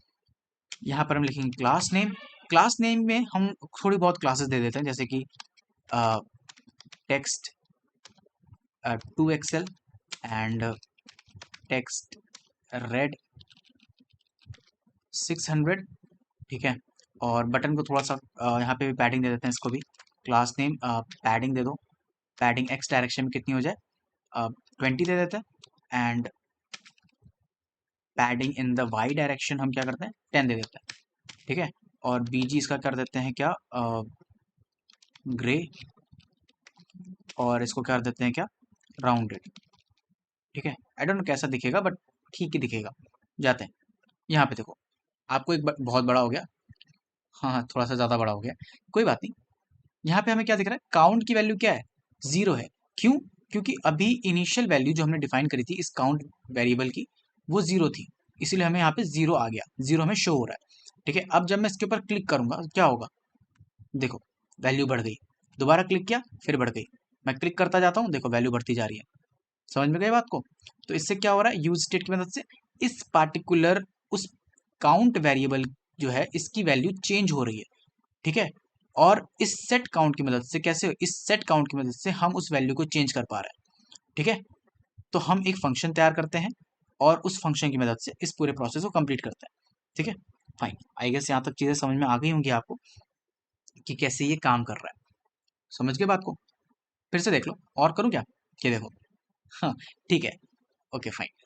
यहाँ तक चीज़ें समझ में आई। अब देखो यूज स्टेट को थोड़ा सा और समझाता हूँ। यूज स्टेट में सिर्फ आप नंबर ही नहीं लिख सकते, आप चाहो तो यहाँ पर क्या कर सकते हो, आप चाहो तो यहाँ पर आप स्ट्रिंग भी लिख सकते हो। ठीक है, स्ट्रिंग का भी यूज कर सकते हो। जैसे मान लो यहाँ पर इनिशियल नेम मान लो लिख देता हूँ पीयूष। ठीक है, मैंने क्या करा, इसको नेम कर दो, सॉरी इसको नेम कर देता है। ठीक है, सेट नेम कर दिया, फाइन। इस पूरे को हटाओ। ठीक है, थोड़ा सा एक करेक्शन करते हैं यहाँ पे, इसको फिक्स करते हैं, ये जो बार बार लाल आ रहा है ना। ठीक है, हमने हटा दिया और इसे हटा दो, फाइन। अब थोड़ा सा समझते हैं क्या करेंगे हम एक काम करते हैं, हम एक इनपुट फील्ड लेते हैं और उस इनपुट फील्ड की मदद से बार बार इसकी वैल्यू को चेंज करते हैं, इस नेम वेरिएबल की। ठीक है, तो मेनली हम अभी तक क्या कर रहे थे, इस काउंट को हटाओ, यहाँ पे लिखो नेम और इसके अंदर दे देते हैं नेम को। ठीक है, और इस बटन की जगह आपकी बार हम क्या करने वाले हैं, एक इनपुट फील्ड लेने वाले हैं। इनपुट फील्ड लेने वाले हैं, टाइप टेक्स्ट है, नेम, नेम क्या है, नेम इसका नेम ही रख देता है, नेम। और इसकी जो बेसिकली मेन फंक्शनैलिटी है, ठीक है, उसको भी सेट कर देते हैं, that is on change. Change होने पर ये क्या हो जाए, ये क्या करे, देखो इसको लिखने का तरीका क्या है कि यहाँ पर एक ब्रैकेट बनाते हैं और ब्रैकेट बनाने के बाद अंदर ई लिखेंगे। ठीक है, ई क्या कर रहा होगा, उन सारी वैल्यूज को कलेक्ट कर रहा होगा जो इस इनपुट फील्ड के अंदर लिखी जा रही है। ठीक है, और उसके बाद हम करेंगे सेट नेम। सेट नेम की मदद से क्या कर रहे हैं, हम इसकी वैल्यू को चेंज कर रहे हैं। तो आइदर मैं यहाँ पे कोई फंक्शन बना देता या फिर मैं यहीं पे लिख सकता हूँ, तो मैं यहीं पे आपको लिख करके दिखा रहा हूँ। एक बार मैंने वहां फंक्शन बना के दिखा दिया, एक बार मैं आपको सीधे इन लाइन में ही करके दिखा रहा हूँ। सेट नेम ब्रैकेट के अंदर e dot target dot value, यानी e dot target dot value, ये तरीका होता है। ठीक है, इतनी चीज समझ में आई? अब करके दिखाऊं मैं आपको वहां पे, चलो आओ। अच्छा अभी दिख नहीं रहा क्योंकि थोड़ी सी क्लासेस हमको मुझे लगता है दे देनी चाहिए। Class border to border black, fine, and बस इतना। ठीक है, ठीक है, हमें दिख रहा है। अब मैं इसके अंदर अगर जाता हूँ तो पहले तो देखो नेम में मुझे क्या दिख रहा है, इनिशियल नेम मैंने पीयूष दिया था, पीयूष दिख रहा है। अब यहाँ पे मैं चेंज करके कुछ और भी लिख दूं, जैसे मान लो कि पार्थ। तो देखो जैसे जैसे मैं लिखता जा रहा हूँ मुझे क्या हो रहा है, ऊपर भी वैल्यू चेंज होती जा रही है। बात समझे? तो इस तरीके से ये चीज़ काम करती है। या कुछ भी लिख दो, आपकी मर्जी है। तो ये कैसे हो रहा है, वैल्यू कैसे चेंज हो रही है, with the help of use state. ठीक है, ये नीचे समझ में आई। एक और सिखा दूं थोड़ा सा। ठीक है, यूज स्टेट के बारे में थोड़ा सा, आई नो थोड़ा सा डिटेल में हो रहा है, बट नहीं, यूज स्टेट बहुत ज़्यादा इंपॉर्टेंट है, इसीलिए मैं ऐसा कर रहा हूँ। ठीक है, तो मैं यहाँ पे ऑब्जेक्ट भी बना सकता हूँ इसके अंदर। इनिशियली मैं क्या कर सकता हूँ, एक ऑब्जेक्ट भी बना सकता हूँ। तो मैं एक काम करता हूँ, नेम हटाता हूँ, इसे लिखता हूँ यूजर, यूजर, यूजर। ठीक है, और इसके अंदर मैं लिख देता हूँ क्या, नेम। एक नेम मैंने दे दिया, नाम, नेम नाम का की दिया मैंने, और एक एज दे देता हूँ। ठीक है, दे दिया मैंने, दो दे दिया। ठीक है, अब एज को एक काम करते हुए वैल्यू देता हूँ ना, 0। ठीक है, तो यहाँ पे दो मैंने की दिए, नेम और एज। अब मैं क्या करने वाला हूँ, मैं कहता हूँ कि यार मैं यूजर को सेट करना चाहता हूँ। ठीक है, तो उसके लिए मैं क्या कर सकता हूँ, जैसे कि एक फंक्शन बनाते हैं और बेसिकली इसका यूज करते हैं ना। तो इसके लिए क्या करते हैं, यहाँ पर एक इनपुट फील्ड की जगह बटन ही बना लेते हैं, जो पुराना वाला बटन था। ठीक है, जो प्लीज वेट, बटन बनाया, मैंने कहा क्लिक टू शो, एंड यहाँ पे मैं क्या करूँगा, बेसिकली मैं कॉल करता हूँ, ठीक है, ऑन क्लिक। ऑन क्लिक करने पे मैं क्या कह रहा हूँ कि एक फंक्शन चल जाए, कौन सा, शो नाम का, ठीक है, इसको शो कर देते हैं, शो। और जब भी ये क्लिक होगा तो क्या हो जाएगा मेरे पास, बेसिकली सेट यूज़र, और सेट यूज़र नहीं करेंगे, ठीक है, सेट यूज़र करने की ज़रूरत नहीं है। मैं कहता हूँ कि मैं शो कराना चाहता हूँ ना, तो मैं कहता हूँ इस नेम की जगह मैं क्या कह देता हूँ कि यार आप यूज़र डॉट नेम को शो करो, ठीक है, यूज़र डॉट नेम को शो करो, और क्लिक टू चेंज, ठीक है, और यहाँ पर मैं कहता हूँ चेंज, इसका नाम चेंज। तो सॉरी, थोड़ी सी गड़बड़ मैंने कर दी, आई नो, बट दोबारा से सब कुछ सही हो रहा है। मैं सिर्फ आपको कॉन्सेप्ट समझा रहा हूँ, ठीक है। अब जब भी इसके ऊपर क्लिक होगा तो क्या हो जाएगा, सेट यूज़र ब्रैकेट बनाया मैंने, ब्रैकेट के अंदर एक और करली ब्रैकेट बनाओ, यानी कि एक ऑब्जेक्ट बनाओ। ऑब्जेक्ट के अंदर पहले आप लिखो, क्या लिखोगे, 3 डॉट लिखोगे और लिखोगे यूज़र। इससे क्या करो, ये क्या होता है, स्प्रेड ऑपरेटर होता है, ठीक है, मैंने आपको जावास्क्रिप्ट वाले पार्ट में पढ़ाया हुआ है इसके बारे में, ठीक है। इससे हम क्या कर रहे हैं, इस पूरे ऑब्जेक्ट यानी जिस यूज़र के अंदर जो भी पहले से इन्फॉर्मेशन थी उन सबको यहाँ पर कॉल कर ले रहे हैं। अब जो भी हम चेंज करना चाहते हैं, ठीक है, तो नेम को चेंज करना चाहते हैं, तो नेम को क्या कर दो आप, नेम को कर दो क्या, जॉन, ठीक है, नेम को मैं करना चाहता हूँ जॉन। इनिशियली नेम मैं दे देता हूँ पीयूष, ठीक है, फाइन। ये चीज समझ में आई। तो इनिशियली मेरे को नाम मिल रहा होगा, बट जैसे ही मैं इसके ऊपर क्लिक करूंगा, इस बटन के ऊपर, तो नाम क्या हो जाना चाहिए, जॉन हो जाना चाहिए, ठीक है, नाम जॉन हो जाना चाहिए। तो एक काम करते हैं, यहाँ पे देखते हैं। अब मैं जैसे इसके ऊपर क्लिक करूंगा, देखो नाम चेंज हो गया जॉन पे। मैं रीलोड करता हूँ वेबसाइट को, दोबारा से पीयूष दिख रहा है, फिर इस बटन के ऊपर क्लिक करूंगा, जॉन हो गया, ठीक है। तो इस तरीके से मैं क्या कर सकता हूँ, अपने यूज स्टेट के अंदर एक ऑब्जेक्ट भी क्रिएट कर सकता हूँ, ठीक है, नेम हो गया, या फिर आप कॉमा एज, एज भी आप लिख सकते हो, एक एज का भी यूज करते हो, यूजर डॉट एज, और यहाँ पे आप चेंज करना चाहते हो तो आप लिख दो कॉमा एज इक्वल्स टू 80, ठीक है। तो यहाँ पर मैंने कहा एज क्या है मेरे पास, अभी इनिशियल एज मैंने 0 दे रखी थी, इसको 20 कर देते हैं, ठीक है। अब जिसके ऊपर क्लिक करूंगा, देखो पूरा डाटा चेंज हो गया, यानी हम ऑब्जेक्ट के साथ भी यूज स्टेट का इस्तेमाल कर सकते हैं। बहुत डिटेल में समझा दिया यूज स्टेट, आई गेस पूरी पूरी एक जो एक बेसिक से होता है, मैंने पूरा बेसिक से ही कवर किया, बट ज़रूरी था इसीलिए किया है, अदरवाइज तो ऐसी कोई नीड नहीं पड़ती। तो आई होप आपको समझ में आ गया होगा, ठीक है। अब हम अगले हुक की ओर जा सकते हैं, ठीक है, एवरीथिंग इज क्लियर, कैसे यूज स्टेट का इस्तेमाल करते हैं, फाइन। तो ये बेसिक सिंटेक्स था इसका। यहाँ पे मैंने आपको एग्जाम्पल दे रखा है, ये वही एग्जाम्पल है जो हमने बदला था, नंबर्स को बटन क्लिक करने पे नंबर बढ़ रहा था, वही वाला है, ठीक है। विजुअल फ्लो भी मैंने दे रखा है यहाँ पे। अब आता है हमारा अगला most important hook, which is use effect, ठीक है। तो चलो इसे समझते हैं। तो यूज इफेक्ट आपका एक हुक होता है, ठीक है, जिस जो क्या करता है, आपके साइड इफेक्ट्स को परफॉर्म कराता है आपके कंपोनेंट के अंदर। ये साइड इफेक्ट क्या है, बेसिकली साइड इफेक्ट कोई भी ऐसी चीज जो आपके मेन कंपोनेंट के अंदर की चीजों को इफेक्ट नहीं करती, ठीक है, आपके कंपोनेंट के आउटसाइड में जाकर के वो काम कर रही होती है, ठीक है। Anything that affect something outside the component, like fetching data from a server, ठीक है, आप किसी सर्वर से डाटा को फेच करा रहे हो, उसे अपने ब्राउजर के टाइटल को अपडेट कर रहे हो, ठीक है, आप कोई इवेंट लिसनर को सेटअप कर रहे हो, आप लोकल स्टोरेज को एक्सेस कर रहे हो, ठीक है, आप वेब सॉकेट वगैरह को सब्सक्राइब कर रहे हो, ये सारी चीजें क्या है, आपकी साइड इफेक्ट है, ठीक है। Things outside of a react simple rendering system, उसे हम क्या कहते हैं, साइड इफेक्ट। ये सब कुछ मैंने यहाँ पे लिख भी रखा है, ठीक है, चेंजिंग ए डोम टाइमर, ये सब कुछ। तो इसका भी बेसिक सा सिंटेक्स होता है और इसे इस्तेमाल करने का तरीका होता है। मेनली यूज इफेक्ट का इस्तेमाल हम तभी करते हैं जब हमें किसी पार्टिकुलर डिपेंडेंसी के बेसिस पर, ठीक है, हमें हमारे लाइन ऑफ कोड को दोबारा से रन कराना होता है, तब हम यूज इफेक्ट का यूज करते हैं। और यूज इफेक्ट जैसा मैंने बताया, साइड इफेक्ट को साइड इफेक्ट के लिए इस्तेमाल किया जाता है, ठीक है, फाइन, ठीक है, फाइन, यहाँ तक समझ में आई। नहीं भी समझ में आया तो कोई बात नहीं, यूज इफेक्ट पहली बार में तो चीज़ समझ में नहीं आती, बट मैं बहुत डिटेल में आपको समझाऊंगा यूज इफेक्ट।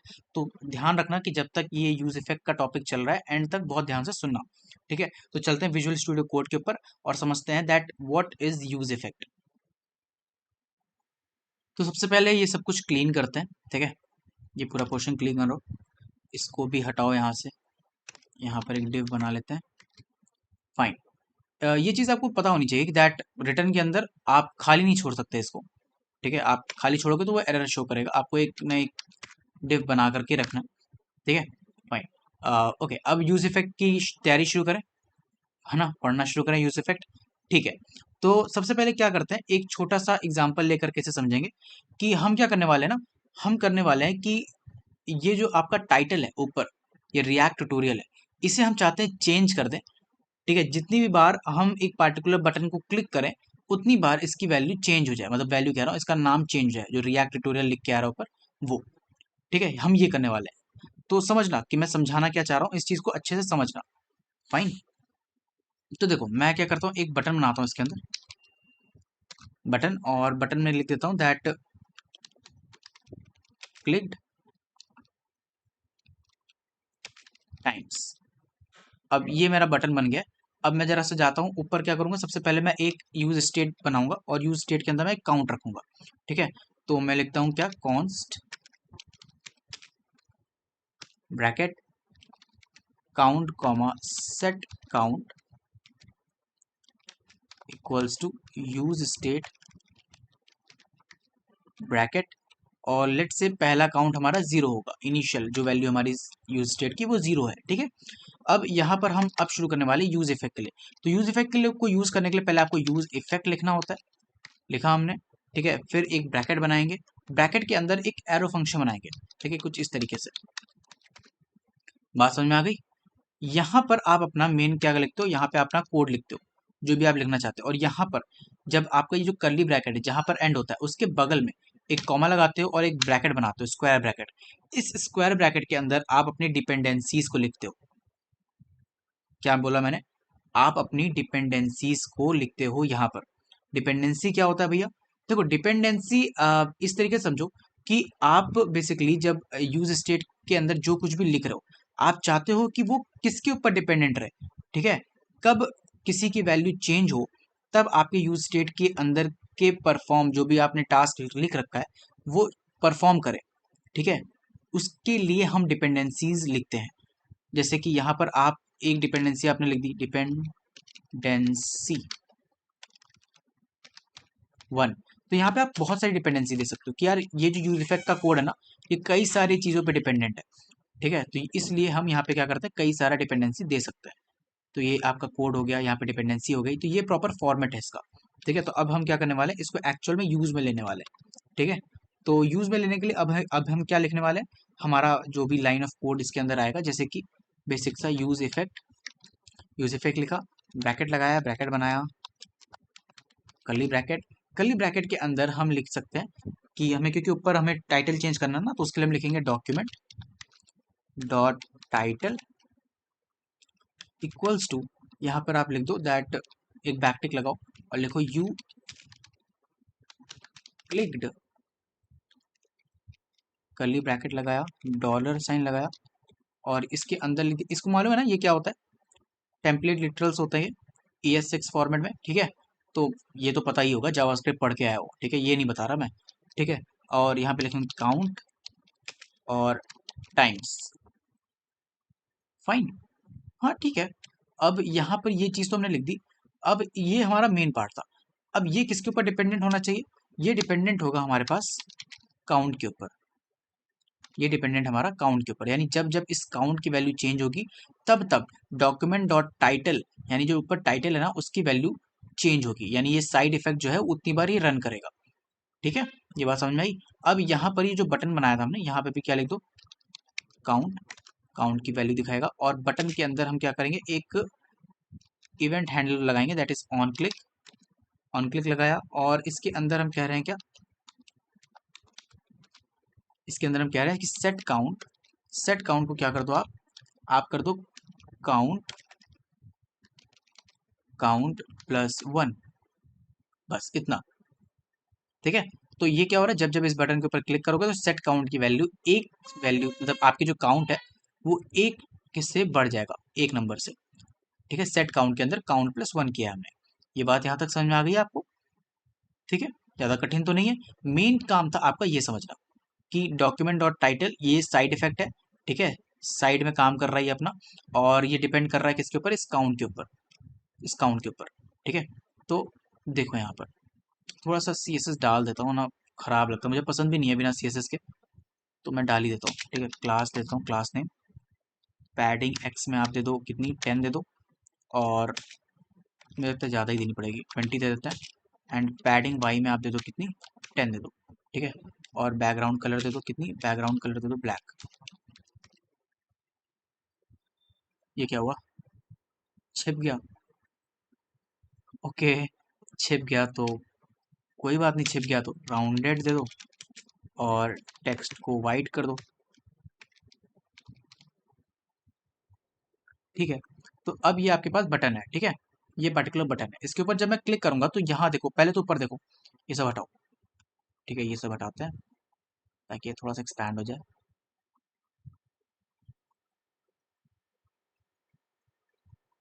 देखो यू क्लिक 0 टाइम्स, ये दिख रहा है। अब जैसे इसके ऊपर मैं क्लिक करूंगा, क्लिक, देखो ऊपर भी क्या हुआ, 1 हो गया, यू क्लिक 1 टाइम्स, फिर क्लिक किया, बढ़ता जा रहा है, बढ़ता जा रहा है। क्यों बढ़ रहा है ये, क्योंकि हमने यूज इफेक्ट लगा रखा है।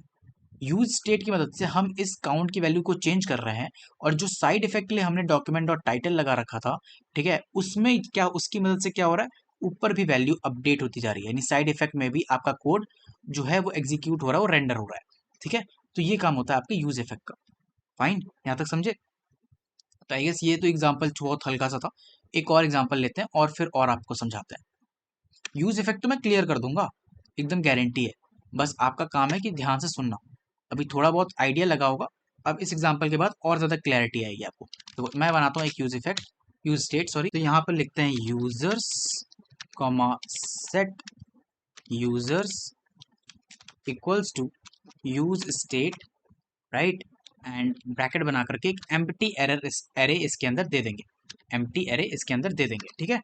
अब यहाँ पर हम एक यूज इफेक्ट लगाएंगे, यूज इफेक्ट, यूज इफेक्ट के अंदर एक एरो फंक्शन बनाओ, ठीक है, बना लिया। अब इसके अंदर हम क्या करने वाले हैं, कुछ डाटा को फेच कराएंगे। फेच करना आपको आता है, एपीआई से डाटा कैसे फेच कराते हैं, आई गेस इतना तो आता ही होगा। नहीं आता तो एसिंक्रोनस जावास्क्रिप्ट की मैंने लेक्चर बना रखा है, उसे जाकर के विजिट करो चैनल के ऊपर और देख लो, ठीक है, इसके बाद देख लेना। बट मैं समझा देता हूँ इसमें भी। एपीआई आपको मालूम होनी चाहिए क्या होती है। एपीआई से हम डाटा लेते हैं, ठीक है, फ्रॉम द सर्वर साइड से आपको डाटा मिलता है, और उसे हम with the help of API मिलता है, और उस डाटा को लेने के लिए फ्रंट एंड के लिए हम फेच का इस्तेमाल करते हैं, ठीक है। तो हम लिखेंगे क्या, फेच, फेच के अंदर मैं एक इस एपीआई को लिख देता हूँ, वेट, मेरी एपीआई मैंने नोट कर रखी है, ये रही। आप अपनी एपीआई यूज़ कर लेना, मैं सर्च नहीं करना चाहता, इसीलिए मैंने पहले से लिख रखी है, ठीक है। ये करने के बाद, फेच करने के बाद डॉट देन लगाया, और फिर मैंने कहा कि ये जो भी यहाँ से इंफॉर्मेशन आई है उसको क्या करो, उसको रिस्पॉन्स मानो, और रिस्पॉन्स को आप रिस्पॉन्स डॉट जेसन फॉर्मेट में कन्वर्ट कर दो, जेसन फॉर्मेट में कन्वर्ट कर दो, ठीक है। उसके बाद डॉट देन लगाओ, और यहाँ से ब्रैकेट लगा करके यहाँ लिख दो क्या, डेटा, और सेट यूजर, सेट यूजर्स करके आप क्या कर दो, इसके अंदर उस डाटा को भेज दो। बात को समझे मैंने क्या कहा, मैंने कहा कि मैंने एक एपीआई से कुछ इन्फॉर्मेशन को फेच कराया, और बाद में उस इन्फॉर्मेशन को मैंने जेसन फॉर्मेट में कन्वर्ट कराया, ठीक है। और जो भी मेरे पास इन्फॉर्मेशन आई है, उस सारी इन्फॉर्मेशन को मैं क्या कर रहा हूँ, इस डेटा के अंदर, यानी कि एक डेटा नाम की वेरिएबल के अंदर स्टोर करा, और उस डेटा वेरिएबल की मदद से मैंने सेट यूजर्स के अंदर सारी इन्फॉर्मेशन को भेज दिया, ठीक है। अब इसके अंदर डिपेंडेंसी क्या दूंगा मैं, डिपेंडेंसी में मैं ब्लैंक छोड़ दूंगा। ब्लैंक क्यों छोड़ रहा हूं मैं, वेल ब्लैंक छोड़ने पे क्या होता है, ये सिंगल टाइम जब आपका पेज रिलोड होता है या फिर आता है, तो वो सिंगल टाइम रन होता है जब आप इसे ब्लैंक छोड़ते हो, ठीक है। तो इट रन्स ऑन माउंट, ठीक है, एक बार होता है, जब भी एक बार आपके लाइक वंस, जब भी आपकी वेबसाइट एक बार रिलोड होती है तब ये काम करता है, ठीक है। इतनी चीज समझ में आई, ये इंपॉर्टेंट है, इसी को बताने के लिए एग्जाम्पल लिया है मैंने, बस और कुछ नहीं है, ठीक है।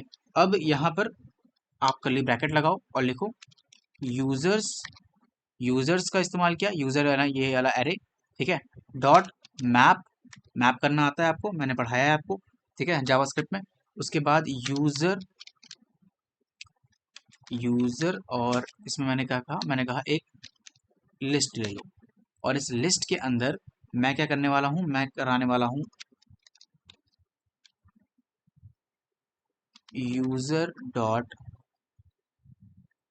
डॉट नेम, नेम को मैं प्रिंट करना चाहता हूं, और की क्या कर देता हूं, की दे देता हूं मैं यूजर डॉट आईडी। मैं यूजर डॉट नेम क्यों यूज कर रहा हूँ, क्योंकि मुझे पता है कि इस पार्टिकुलर एपीआई से जो भी इंफॉर्मेशन आ रही है, ठीक है, वो उसमें नेम जो है ना, नेम, उसके अंदर ही मेरा मेन जो डाटा है, वो जो मैं चाहता हूँ वो प्रेजेंट है नेम नाम के की में, इसलिए मैं यूजर डॉट नेम कर रहा हूँ। आप अपनी एपीआई में सर्च कर लेना कि क्या आपको यूज करना है, किस की का इस्तेमाल करना है आपको, ठीक है। तो बाकी मैंने यहाँ पे की लिख दिया यूजर डॉट आई डी, और इस तरीके से मैंने मैप कर दिया है। अब जाते हैं अपने वेबसाइट के ऊपर और देखते हैं। देखो यहाँ पे मुझे कुछ नाम मिल गए, ये देखो रैंडम नेम है, ठीक है। तो ये सारे नेम कहाँ से आ रहे हैं, ये सारे नेम आ रहे हैं मेरे इस एपीआई से, और ये एपीआई क्या कर रहा है, डाटा को फेच कर रहा है। फेच करना क्या होता है, एक साइड इफेक्ट है, ठीक है, एक साइड का काम है, और इसीलिए हम इसे किस में रखते हैं, यूज इफेक्ट के अंदर रखते हैं, ठीक है। और इसमें ये चीज़ तो समझ में आ ही रही होगी, फेच कराया, उसको जेसन में कन्वर्ट कराया, और फिर सेट यूजर की मदद से मैंने यूजर के अंदर उस सारे डाटा को अपडेट कर दिया, ठीक है। आई गेस ये चीज़ें क्लियर हो गई होंगी, ईजी सा है, कुछ ज़्यादा टफ नहीं है। Fine, okay great. यहाँ तक अगर चीज़ें समझ में आ गई हैं तो मुझे लगता है अब आपको यूज इफेक्ट की अंडरस्टैंडिंग बन गई है, ठीक है। तो अब जरा नोट्स के ऊपर आते हैं, और यहाँ पे मैंने कुछ ना कुछ इन्फॉर्मेशन दे रखी है, ठीक है, वही सेम मैंने इस वाले की दी हुई है, जो मैंने अभी आपको कराया जस्ट सेकेंड एग्जाम्पल, उसकी एग्जाम्पल यहाँ पे मैंने दे रखा है, ठीक है। फाइन, और ये एक और है, एक और, इसको आप ट्राई कर सकते हो खुद से, ठीक है। और इसे करने के बाद हम आगे बढ़ते हैं। Use effect runs when count changes, okay, ये इस वाले पार्टिकुलर एग्जांपल के अंदर आपका जो भी नॉलेज लग रहा है ना, वो सारी यहाँ पे आपको लिखी हुई है कि बेसिकली ये एक इंटरसेट इंटरवल, जैसे मैंने आपको बताया था ना यहाँ पे ऊपर, कि किस काम आता है, फेच, हमने डाटा फेच करने वाला देख लिया, ठीक है। हमने क्या देखा, हमने देखा कि जब भी हम डोम का इस्तेमाल कर रहे हैं तो उस टाइम पे हम यूज इफेक्ट का इस्तेमाल करते हैं। अब इवेंट लिसनर और टाइमर, दो चीज़ें रह गई। टाइमर वाला मैंने कोड यहाँ पे दे रखा है, इसे आप देख लेना यहाँ पर, ठीक है। तो यहाँ पर ये दिया हुआ है, सेट इंटरवल की मदद से हम क्या कर रहे हैं, एक इंटरवल तैयार कर दे रहे हैं, जिसकी मदद से बार बार काउंट की वैल्यू उसमें चेंज होती जा रही है, बढ़ती जा रही है, और वो हमें शो होता जा रहा है यहाँ पे, टाइमर देखो ये वाले में हमें शो होता जा रहा है वो वैल्यू, ठीक है। और एंड में क्या कर रहे हैं, हम क्लियर इंटरवल कर रहे हैं, ताकि कोई भी डाटा, लाइक जो जब भी आपका कंपोनेंट चेंज हो, जबकि आपकी वेबसाइट चेंज हो, तो ये जो सेट इंटरवल के अंदर जो वैल्यू हो सारी की सारी क्या हो जाए, हट जाए, ठीक है, आपका इंटरवल बंद हो जाए। लेकिन ये तभी होगा जब आपकी वेबसाइट रिलोड होगी, या फिर कंपोनेंट आपका कोई दूसरे कंपोनेंट पे आप जब जाओगे, ठीक है। फाइन, आई होप यहाँ तक आपको चीज़ें समझ में आ गई होंगी। अब यहाँ तक तो मैंने आपको पढ़ा दिया, ठीक है, और इस पार्टिकुलर पार्ट के अंदर हम इतना ही पढ़ेंगे, लेकिन एंड में एक अच्छा प्रोजेक्ट अब हम बनाने जा रहे हैं, ठीक है। अच्छा बोले तो मतलब ऐसा प्रोजेक्ट जो आपको समझ में आए, जो आपकी अंडरस्टैंडिंग को क्लियर करे, ठीक है। तो चलो वो प्रोजेक्ट बनाते हैं, और इस वीडियो को, इस पार्ट 1 को यहीं पे एंड करते हैं। तो इन सब चीज़ों को हटा लेते हैं पहले यहाँ से, हमने जितना पढ़ा है ना उसी सब का इस्तेमाल करेंगे, ठीक है। तो यहाँ पर सबसे पहले हम क्या करेंगे, हम एक दो यूज स्टेट बनाएंगे, that is first const numbers comma set numbers, उसके बाद यहाँ पे लिखेंगे use state bracket, initial value 1 दे देते हैं, ठीक है। ऊपर इंपोर्ट करना मत भूलना, ठीक है। फाइन, ये कर लिया, और एक और बनाएंगे हम क्या, const fact comma set fact equals to use state, और इसके अंदर एक स्ट्रिंग देंगे हम, ब्लैंक स्ट्रिंग, ठीक है। हम क्या बनाने वाले हैं, हम एक फैक्ट टैब बनाने वाले हैं। फैक्ट टैब यानी कि जिसमें जैसे जैसे हम नंबर को इंक्रीज करें, हमें एक दूसरा फैक्ट मिलता जाए, ठीक है, हम ये बनाने वाले हैं। तो बेस्ड ऑन नंबर हमें फैक्ट मिले, तो इसके लिए हम क्या करेंगे, क्योंकि फैक्ट कहाँ से लाएंगे, हम किसी एपीआई से लाएंगे, और एपीआई क्या करता है, डाटा को फेच करता है, और फेचिंग द डाटा क्या है आपका, एक साइड इफेक्ट है, तो उसको किस में रखेंगे, हम यूज इफेक्ट के अंदर रखेंगे। तो यूज इफेक्ट बनाया ब्रैकेट, इसके अंदर एक एरो फंक्शन, एरो फंक्शन बना दिया हमने। एरो फंक्शन बनाने के बाद अब हम क्या करेंगे, फेच कराएंगे। फेच कराते हैं। फेच कराने के बाद हमें एपीआई लिखनी है। तो एपीआई कहाँ से, देखो ये हमारे पास मैंने एक खोल रखा है पब्लिक एपीआई डॉट डेफ से। मैंने एक फैक्ट एपीआई को मैं यहाँ से पिक करूँगा। ठीक है, या ये वाली कर लेते हैं। इसको कॉपी किया और यहाँ पर मैंने पेस्ट कर दिया। ठीक है, मैं सिंपल एनोटेशन को हटा करके यहाँ से बैकटिक लगाऊंगा। बैकटिक लगाया मैंने, और यहाँ पर मैं क्या कहने वाला हूँ कि मैं अपने इस पार्टिकुलर नंबर्स को देने वाला हूँ। यहाँ पे दे दिया मैंने। ठीक है, ये चीज़ करा दी मैंने। अब यहाँ पे डॉट देन में मैं क्या कह रहा हूँ कि जो भी रिस्पॉन्स आया है उस रिस्पॉन्स को किस में कर दो, जेसन फॉर्मेट में कन्वर्ट कर दो। उसके बाद फिर डॉट देन, जब ये काम हो जाए तो उसके बाद क्या करो आप, उस जो भी डाटा हमारे पास तैयार हुआ उस डाटा को सेट फैक्ट के अंदर, सेट फैक्ट की मदद से डेटा, यानी इस फैक्ट के अंदर क्या कर दो आप, इस पूरे डाटा को ट्रांसफर कर दो। ठीक है, ये चीज़ समझ में आई। और डिपेंडेंसी क्या रखेंगे हम, डिपेंडेंसी क्या रखेंगे कि जब जब नंबर चेंज हो तब तब आप क्या करो, जब जब नंबर चेंज हो तब तब आप इस पूरे लाइन ऑफ कोड को चलाओ। यानी जब जब भी नंबर चेंज होगा, ये नंबर चेंज होगा, तब तब आपका जो एपीआई है वो दोबारा से रन करेगा और डाटा को लेकर के आएगा, और फिर ये सारा कन्वर्जन होगा और सेट फैक्ट के अंदर वो डाटा फिर से स्टोर होगा। ठीक है, फाइन, यहाँ तक चीज़ें समझ में आई। अब यहाँ पे हम क्या करने वाले, एक H2 बनाते हैं। H2 के अंदर हम क्या लिखेंगे, एंटर अ नंबर। ठीक है, एंटर अ नंबर, और यहाँ पर एक इनपुट देंगे हम, इनपुट, और इनपुट में टेक्स्ट है, इसको नंबर कर देते हैं, नंबर, फाइन। और वैल्यू क्या करते हैं, वैल्यू हमारी रखते हैं क्या, नंबर, नंबर्स वाली, जो हमने नंबर्स क्या है ये।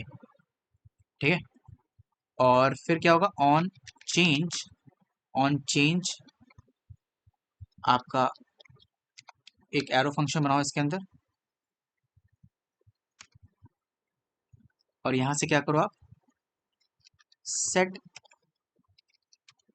नंबर्स, और जो भी आपकी ई डॉट टारगेट डॉट वैल्यू है, यानी कि जो भी इस इनपुट फील्ड के अंदर जो भी नंबर होगा वो नंबर क्या होगा, इस सेट नंबर की मदद से अब इसके अंदर आ जाएगा। ठीक है, ये बात समझ में आई। तो वो पार्टिकुलर क्या होगा, उस इनपुट फील्ड की मदद से हमने क्या करा, एक नया नंबर दिया हमारे एपीआई को। ठीक है, एपीआई को एक नया नंबर मिला और उसकी मदद से इसने क्या करा, डाटा को लोड किया। ठीक है, लोड किया। अब यहाँ पर क्या करते हैं, लिखते हैं क्या, एक पैराग्राफ देते हैं। पैराग्राफ के अंदर हम लिखते हैं, पहले तो एक स्ट्रॉन्ग लगाते हैं, स्ट्रॉन्ग, स्ट्रॉन्ग, और इसके अंदर ही हम लिखेंगे फैक्ट को हमारे। ठीक है, FACTE, फैक्ट्स, फैक्ट। ठीक है, ये कर दिया। अब इसके बाद यहाँ पर लिखेंगे क्या, कर्ली ब्रैकेट लगाओ और यहाँ लिखो फैक्ट, फैक्ट। ठीक है, तो ये फैक्ट कहाँ से आ रहा है, ये यहाँ से आ रहा है, ये पोर्शन। तो इससे क्या कर रहे हैं, हमने एक फैक्ट ऐप बना लिया, और बना दो क्या, फैक्ट ऐप। ठीक है, थोड़ी सी CSS दे दें क्या, टेक्स्ट 4 एक्सेल, और फॉन्ट आपका बोल्ड हो जाए, और टेक्स्ट आपका रेड 600। ठीक है, इसको भी थोड़ी सी दे दो CSS, क्लास दे दो क्या, फॉन्ट आपका बोल्ड हो जाए और टेक्स्ट आपका ग्रीन हो जाए। ठीक है, और यहाँ पर जो आपको फैक्ट मिल रहा होगा उस फैक्ट को थोड़ी सी CSS देते हैं, क्लास दे देते हैं, टेक्स्ट आपका एक्सेल हो जाए और टेक्स्ट का जो कलर है वो ब्लू हो जाए।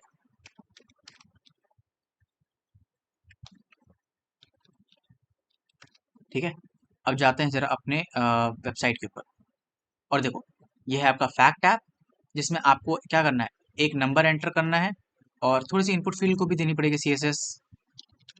ठीक है, इनपुट फील्ड को थोड़ी CSS देंगे, क्लास नेम लिखते हैं और इसको लिखते हैं बॉर्डर 2, बॉर्डर ब्लैक,